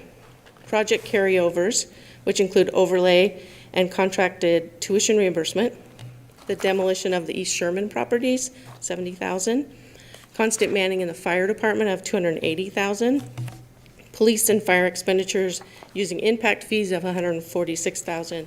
This was for the boathouse and the police substation. And there were COVID-related expenses paid through grant funds received in 1920 of $1.3 million. 2020, probably. The grant funds were received in fiscal year 2019. 2020. Okay. Yeah. But we used them. Misheard that, thank you. Yeah.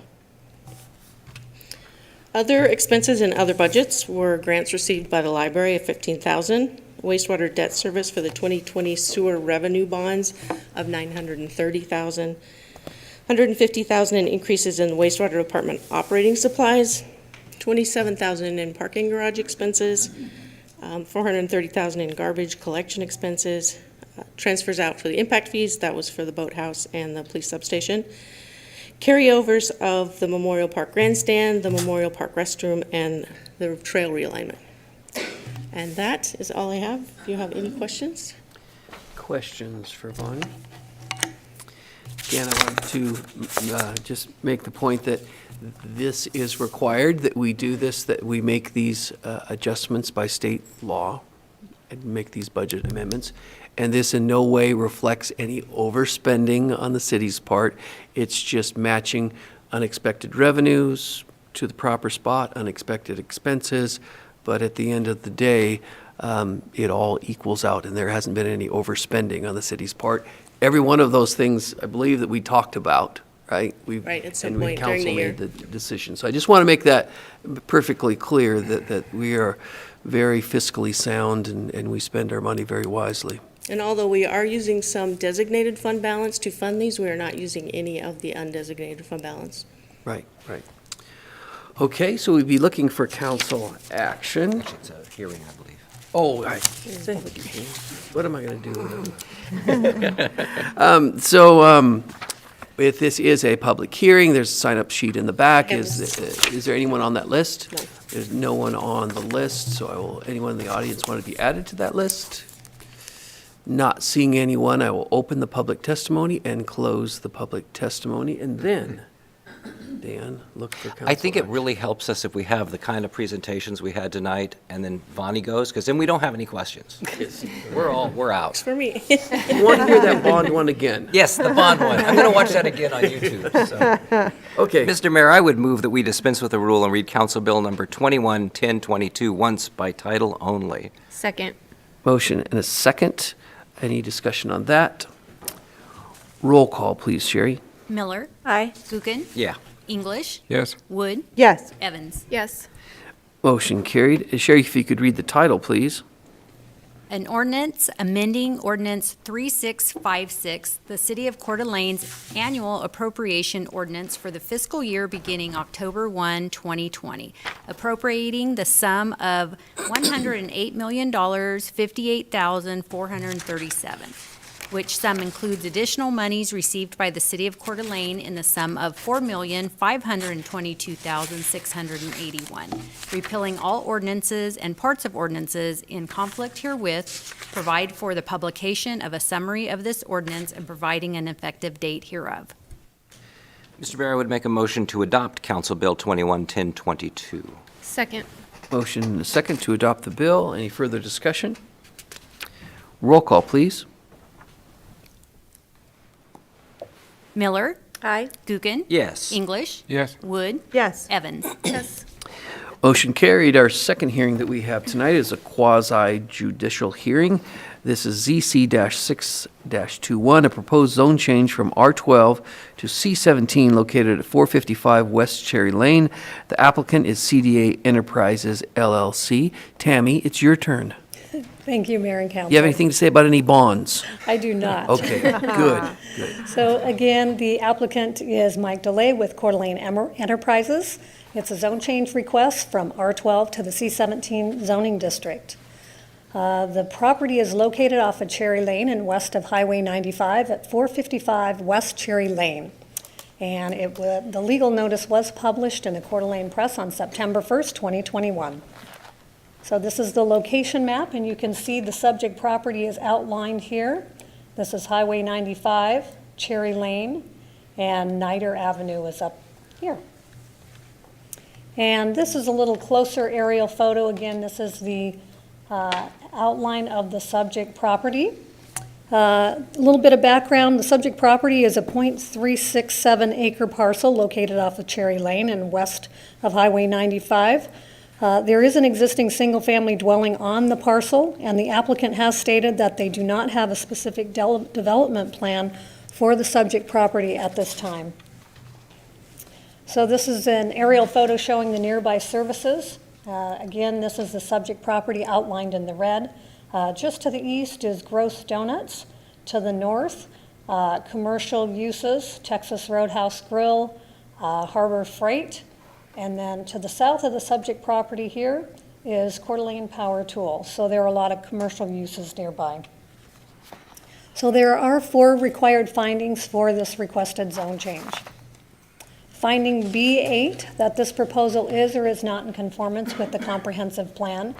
So the subject property is located in this area, and in the comp plan it's designated as US 95 corridor, and it is in the area of transition noted by the green. So transition areas are where the character of the neighborhoods are in transition and should be developed with care. Street network, number of building lots, and general land uses are expected to change greatly within the planning period.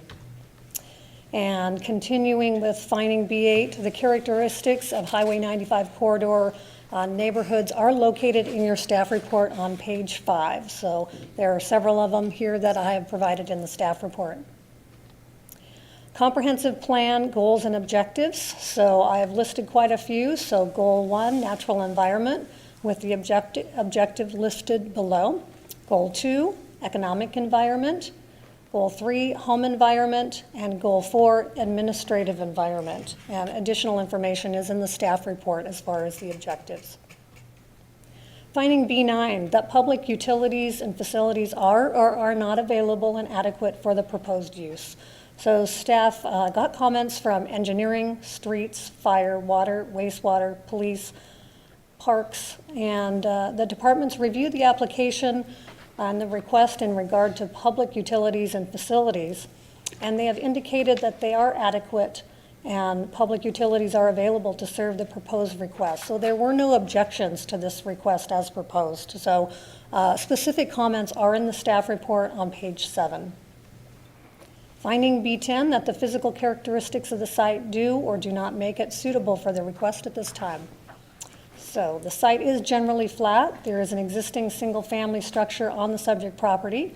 There are also small trees and other vegetation existing on the site.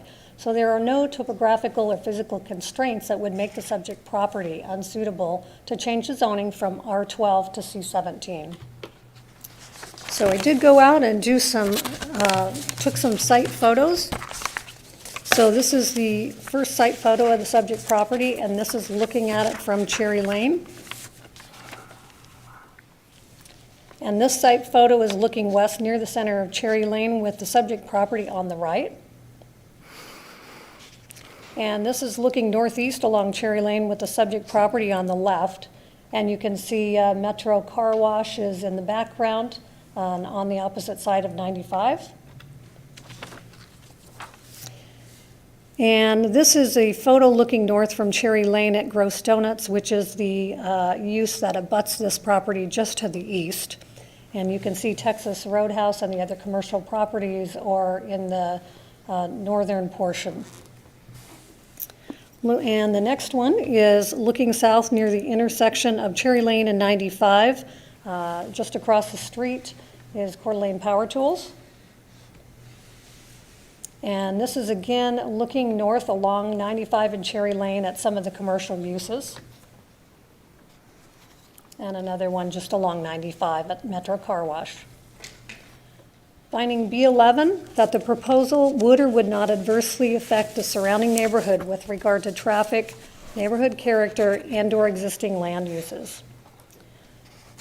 As far as traffic, the proposed zone change itself would not adversely affect the surrounding area with regard to traffic, since there is no traffic generated from the zone change.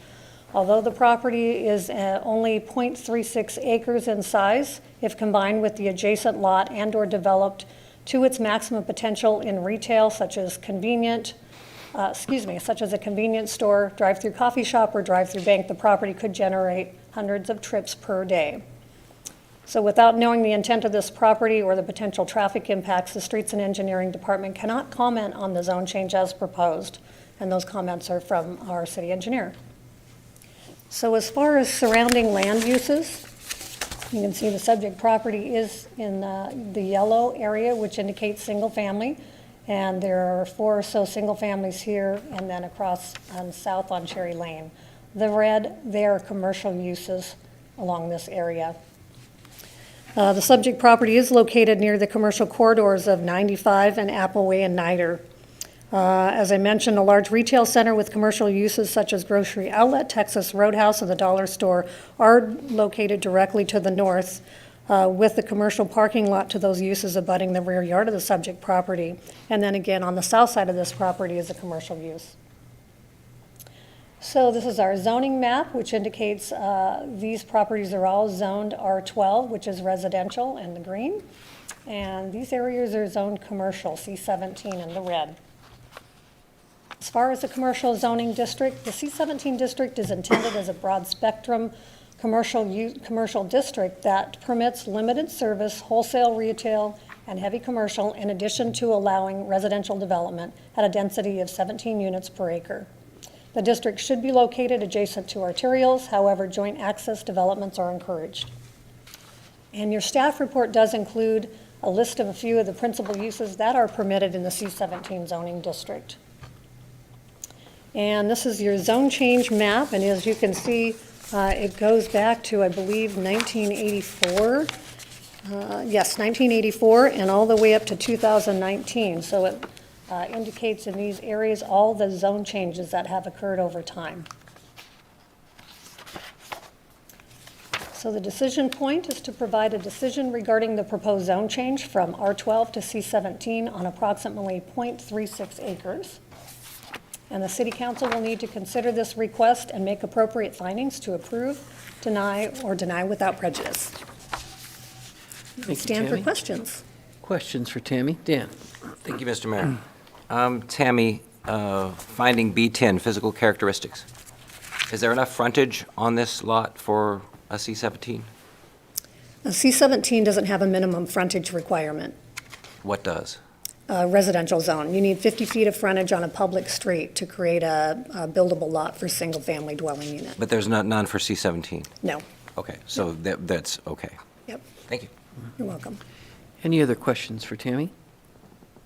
Just one quickly. Go ahead. Tammy, do you know if the streets, city engineer made no comment regarding traffic, but it seemed like in the staff report there was comment about this being kind of a bottleneck area. Do you know if there's any plans for improvements on this road as it connects out to 95? I did see in the staff report that the subject property is bordered by Cherry Lane to the south. Frontage improvements will be required along the property to meet city standards. Cherry Lane will need to be widened to the north to match the street section immediately to the east, including curb, gutter, and sidewalk, and street-side stormwater swale. But that's just the portion in front of the property. I It doesn't believe have so. anything to do with the access Yeah. onto Cherry Lane. Yes. Okay. Now, if this property were to move forward and the zone change were approved, it would go through a project review process prior to any development, and at that time, all those items would be addressed by city staff. Okay, thank you. You're welcome. All right, thank you, Tammy. Thank you. I would need to ask council if any member of the council has a conflict of interest. No, sir. I like donuts. I was going to say, is liking growth donuts. Not considered a conflict. Okay, so I will open the public testimony portion of this. I believe that the applicant, Mike DeLay, is here tonight. Mike obviously is in favor of it. Mike, do you wish to give a presentation tonight or say a few words to us? Sure. Give us your opinion of donuts, or come on up. Thank you. So, Mike, the process is you state your name and address, and then Sherry will swear you in. So we're all legal here. My name is Mike DeLay, a member of the applicant, and reside in Spokane Valley. Do you swear that the testimony you're about to give will be the truth, the whole truth, and nothing but the truth, so help you God? Yes, I do. Go ahead, Mike.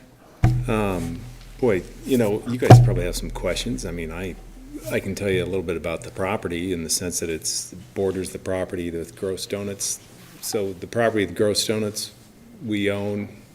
The only reason we acquired the property at the rear is because we own the property in front of it, and everything surrounding it is commercial except for the house next door to it. And the use, I think, you know, everybody wants to know, hey, what are you going to do? What are you going to do? Well, Gross Donuts has a lease. They would love to have a more, you know, I think that place was built 1970-ish.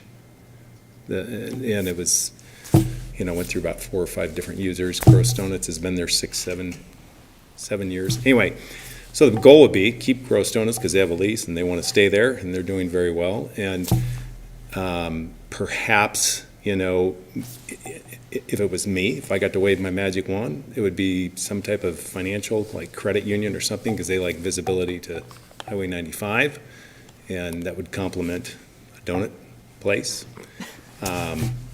Whether that, all that has to go through design, review, comment, all that good stuff, and we have to meet all their expectations and requests. So nothing's been done because you don't have the zone change yet. So I would like to come up here and tell you exactly what's going to happen there. But I know this, Gross Donuts wants to stay in as a lease, so they will.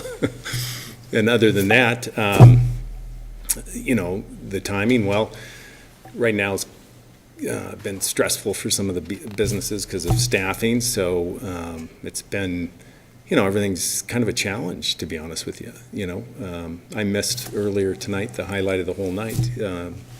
You folks got to say the Pledge of Allegiance, where I come from. I don't know if the city council in the valley does do it, but my downtown city where I work does not. So I regret not being here for the Pledge of Allegiance because I miss it. That's all I have. Any questions for Mike from the council? Okay. All right, I think Thank we're you. good. Yeah. Oh, there's one comment in there to my knowledge, and that's all I'm aware of. If there's any other comments that you saw, I'd love to know, but I'm not aware of any. Yeah. Thank you. Yeah, thank you, Mike. So Mike was the only one that I had on the list. Anyone in the audience wish to testify? Okay, what I will do is I'll come down here and I'll have you put your name and address on this list and we'll get you up here. Come on up to the podium.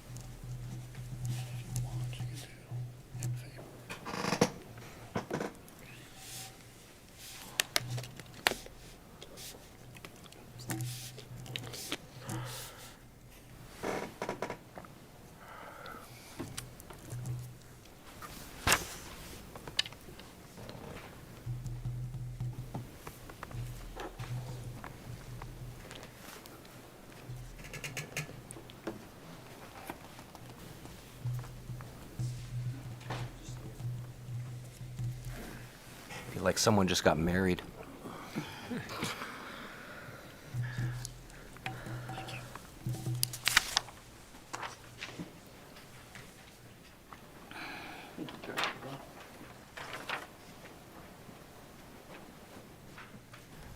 All right, so Chris, if you want to step up and go ahead and give your name and address, and then we'll have Sherry swear you in. Yeah, you're welcome to take a seat right behind you, and then I'll call you up as soon as she's done. I'm Chris Heyman, and I live at 485 West Cherry Lane, right next to the property.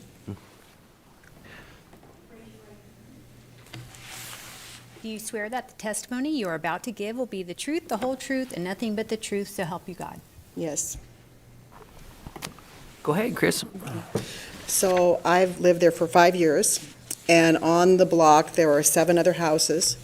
And in the last 5 years, 4 of the houses have sold, and all those people are fixing up their houses, and so the neighborhood is getting better. And we don't really feel like we want to have it rezoned to commercial, because we feel like it would bring about more traffic, that there would be more noise with the building removed. And when it says small trees, those are actually large trees. There's a lot of trees on that property that would be removed, and then there'd be more noise, more traffic because of the added business. And That's what I have to say. All right, thank you, appreciate that.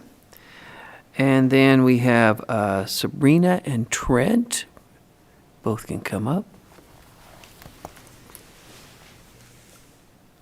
If you both wish to speak, then we can have you both sworn in so that we can go through that process. So just your name and address for the record, please. Sabrina Carlisle, 528 West Cherry Lane. And then she'll swear you in. Do you swear that the testimony you are about to give will be the truth, the whole truth, and nothing but the truth, so help you God? I do. And Trent, did you want to speak as well? Yeah, I'll probably help her out some. Oh, okay, so just come on up and give your name and address, and then we'll, Trent Carlisle, 528 West Cherry Lane. and then she'll swear you in. Do you solemnly swear that the testimony you are about to give will be the truth, the whole truth, and nothing but the truth, so help you God? I do. Okay. So we had a few questions in retrospect to, will it affect our taxes? Will it affect our property values? We live kitty corner from Chris on West Cherry Lane. And she addressed the noise concern and the issue about the trees being cut down, because they are big trees and there's a lot of them. And she brought up a screen that showed the possible C-17 zoning what could be built there. And she clicked too fast, we couldn't see it. Is it possible she can bring that back up? She sure can. Thank you. Sure. Thanks.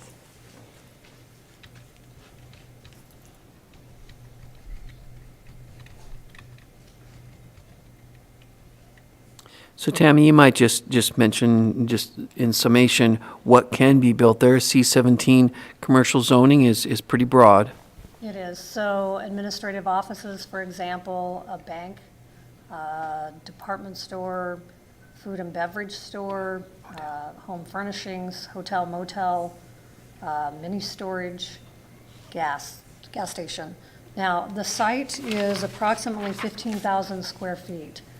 So you have to keep in mind, when you're going to do a proposed commercial use, you're going to have a number of things. First of all, as we look at this site, apologize, I've got to go back to the top. That's fine. And we'll just run through this quickly. In the C-17, C-17L zoning district, you would need a 10-foot buffer yard here, a vegetative buffer down the side. You would also need to provide parking for any one of those uses, one space per 330 square feet of net floor area. You'd have to, provide 9 by 20 parking stalls for that use. So there are a lot of things that would be triggered as far as development requirements. Okay. So Right. as you look at the number of uses, they're also going to trigger requirements if someone were to propose doing any of those, Okay. if that helps. Thank you. Would you like me to go back to the other screen? No, that one's fine. Okay, Thanks. thank you. All right. Hey, just come up to the podium a little bit so everyone can. And we were informed through the chain that possibly a strip mall was going to be put up there, that they would tear down the existing Gross Donuts, combine it with this lot to make the larger lot. So it's not going to be two different zones or two different areas. It's going to be combined into one larger one. Possibly strip mall going in. Gross Donuts, again, because like Mr. Daly mentioned, that the employment is kind of tough at this point in time, that he's been thinking about just keeping his Post Fall store, closing this one, and moving off to another location. So with that large possibility that this lot could be, we have a fair amount of. Oh, we'll have to have you. We won't be able to hear you. Pointers? Oh, I'm sorry, yeah, good. So we have a large lot here that, and potential business that these people begin rolling in. Currently, we have noticed a large increase of vehicles coming in off of 95, coming through Cherry, and then coming down Fruitland just to miss the light at 95 and Ironwood. Everybody's trying to miss that because you sit there 2 or 3 lights. So everybody's coming. Currently, we get a large traffic boost in the mornings and in the evenings after work. So if we get a larger deal, anything sitting in there now, that's going to substantially increase Traffic control.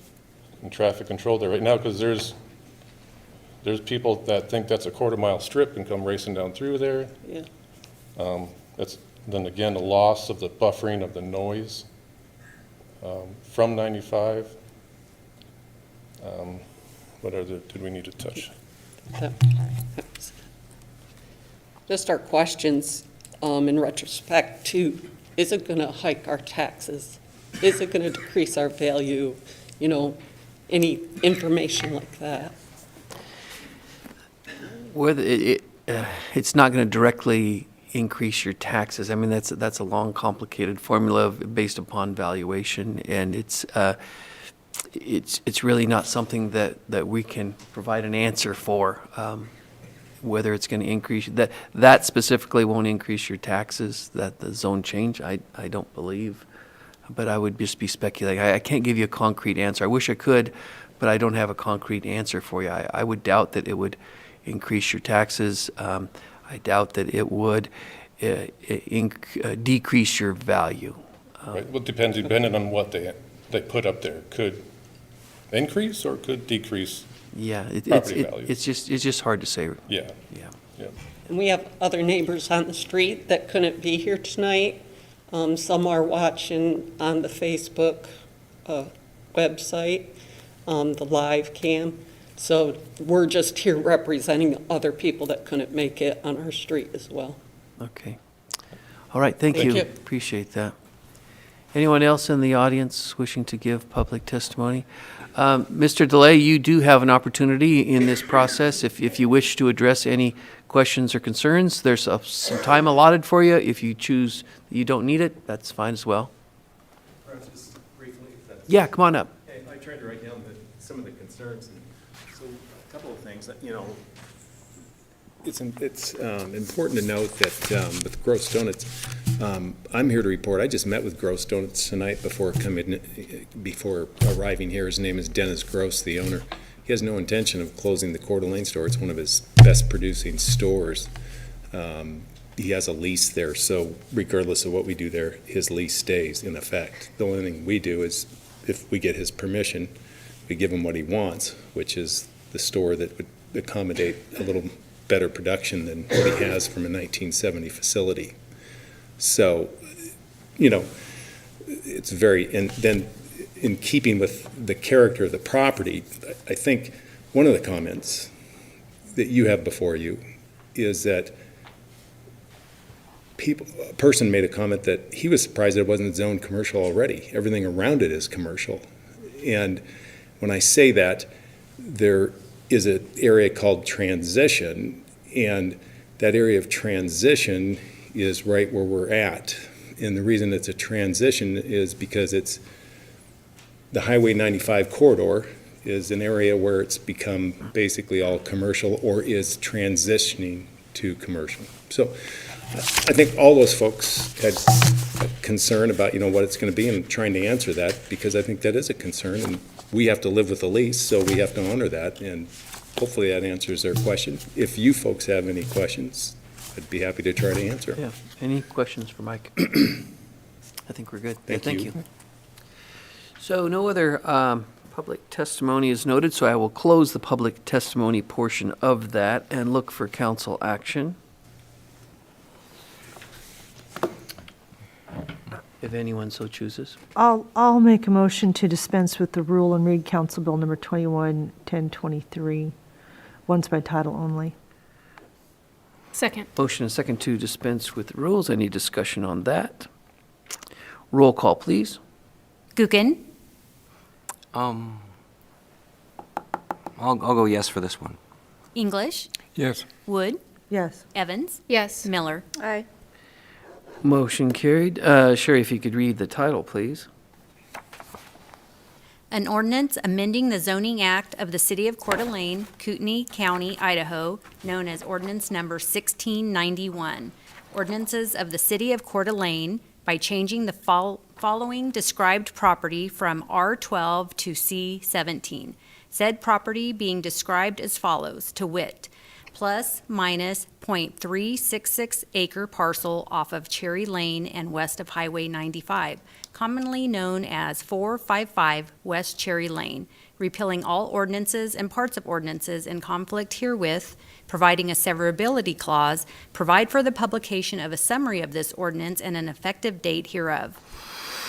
And then we have one final piece of business there. Yes, Mr. Mayor, we're going to have discussion, so I'm going to make a motion to adopt Council Bill number 2110-23. Second. Motion and a second. Further discussion. Thank you, Mr. Mayor. I too was a little bit surprised this wasn't already commercial, but I do respect that there are residences right in that area. I think what I'd like to see, I don't know how the council's going to move ahead, I don't know how they're going to move ahead tonight, but what we like is for businesses and residents to work together to find a satisfactory answer. And I don't know, Mr. DeLay, is that correct? Mr. DeLay? It seems like there could be a little more work done on working with the neighborhood to alleviate some of their fears, maybe give them some kind of idea what will be there. It actually could enhance their property values. But I guess I'd like to see some more of that done. Again, I don't know how the council will vote, but I think we have to try in every instance to respect property rights, but also to try to respect the people that already live in the area. It does kind of make sense to be commercial because it's right on 95. You're like one of the last tracks. But I just feel there's a little more work that could be done with the neighborhood. Other discussion? Dan. Thank you, Mr. Mayor. And now for the opposing point of view. So what gets me about this is, first of all, we don't know what the plan is for the property. If it's going to be short platted, or what's going to go on there. And even though it's just a zone change, and we're really not supposed to pay attention to that kind of stuff, it does matter to me, because in our last meeting, or last time we had a decision like this, we were converting a single-family residence into 4 residences.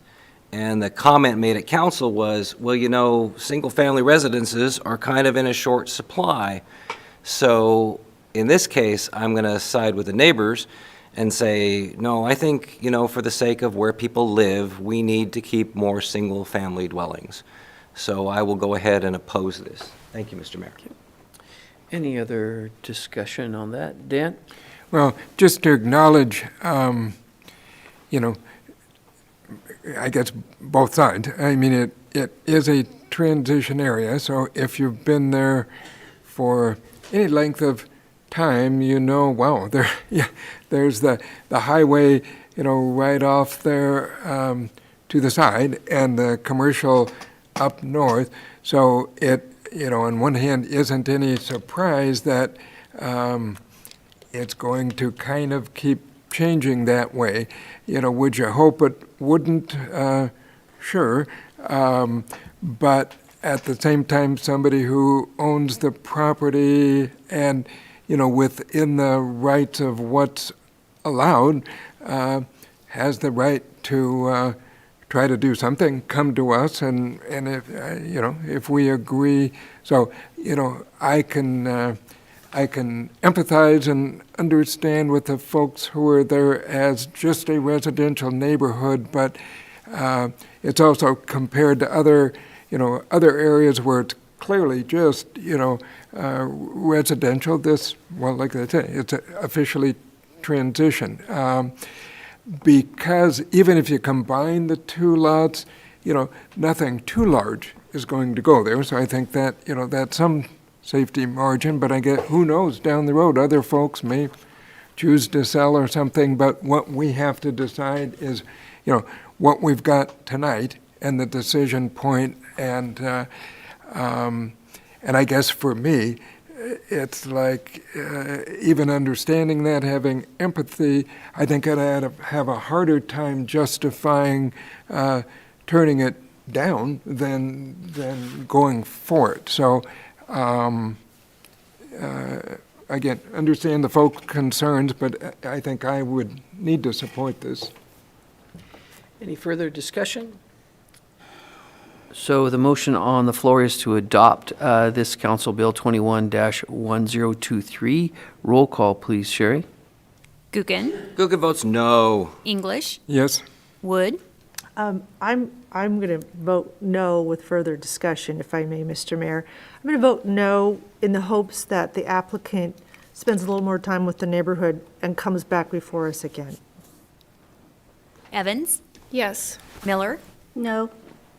Okay, so the motion failed. Any way the council wants to move that forward? That's with, I- he could I bring go- it back without prejudice, is that it? Tammy? Yeah, you deny it without prejudice, I can come back. Yeah, so deny without prejudice, Mr. Mayor. Okay, so it is denied then without prejudice, Okay, right? thank you. Thank you.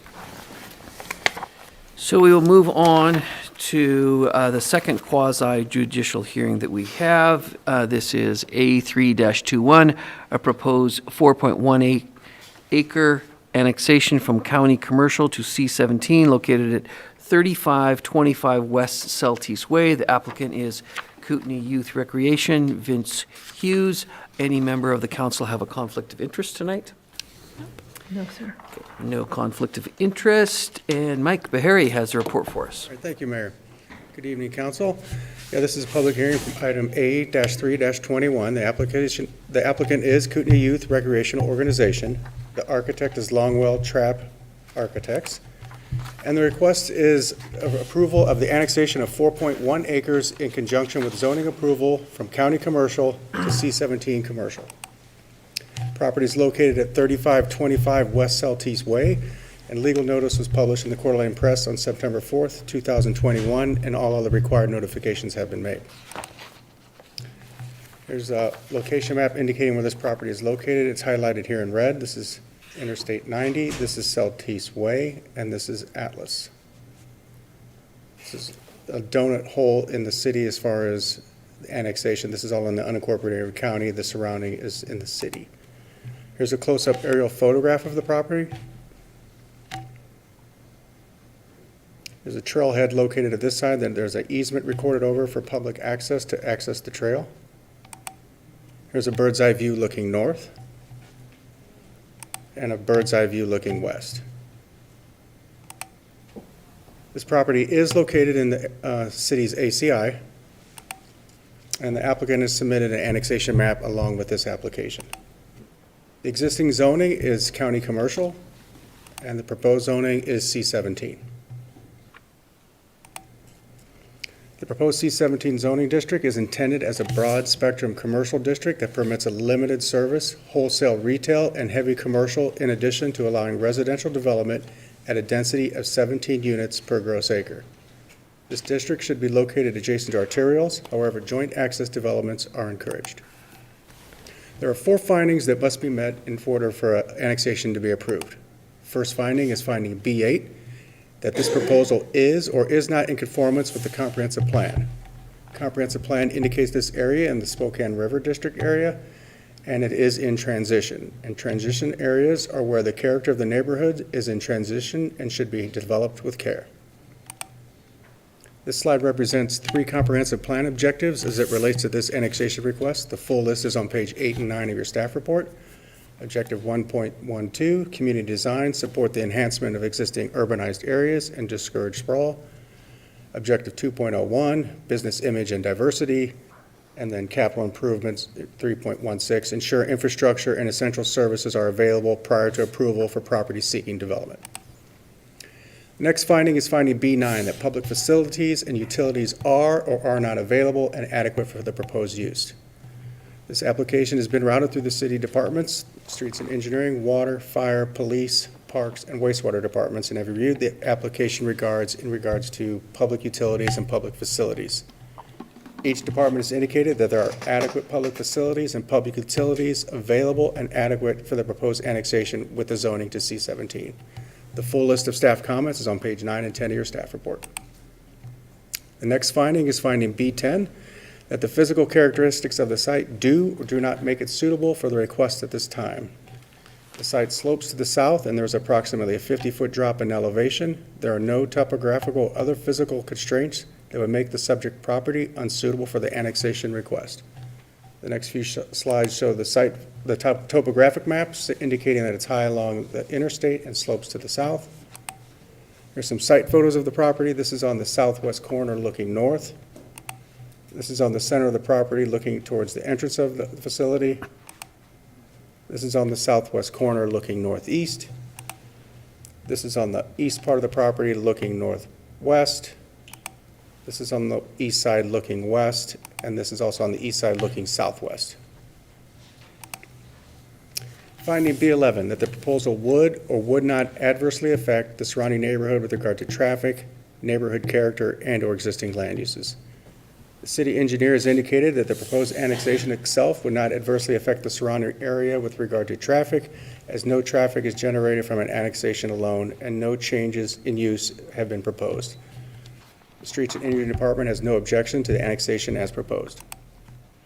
Here's a land use map indicating the surrounding land uses. You got multifamily to the west, commercial to the south, commercial in the county, and across Interstate 90 is residential. There are 4 recommended items to include in the annexation agreement. Finding 1, 2, sewer. The first one is the sewer policy 716 requires the one lot, one lateral. The second one is approved sewer cap fees that will be due at the time of building permits. Number 3 and number 4 went out, and since then the applicant has submitted to staff that the recorded easements for the public trailhead and public parking has been provided, and so is the recorded easement access to Celeste. So that has been received.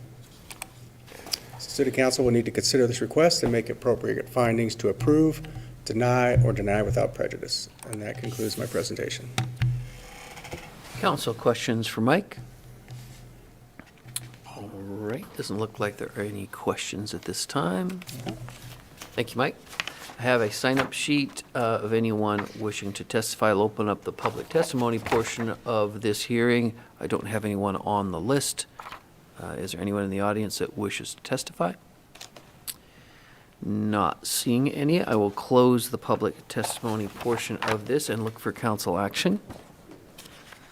Mr. Mayor, I'd make a motion to, I don't see any here that I have to dispense with the rule, is that correct? That's correct. Okay. I make a motion to approve A-3-21A, proposed 4-acre annexation from county commercial to C-17 located at 3525 West Celeste. The applicant, Cooney Youth Rec, Vince Hughes, to direct staff to negotiate an annexation agreement and develop the necessary findings in order. Second. Motion and a second. Any further discussion? Roll call, please, Sherry.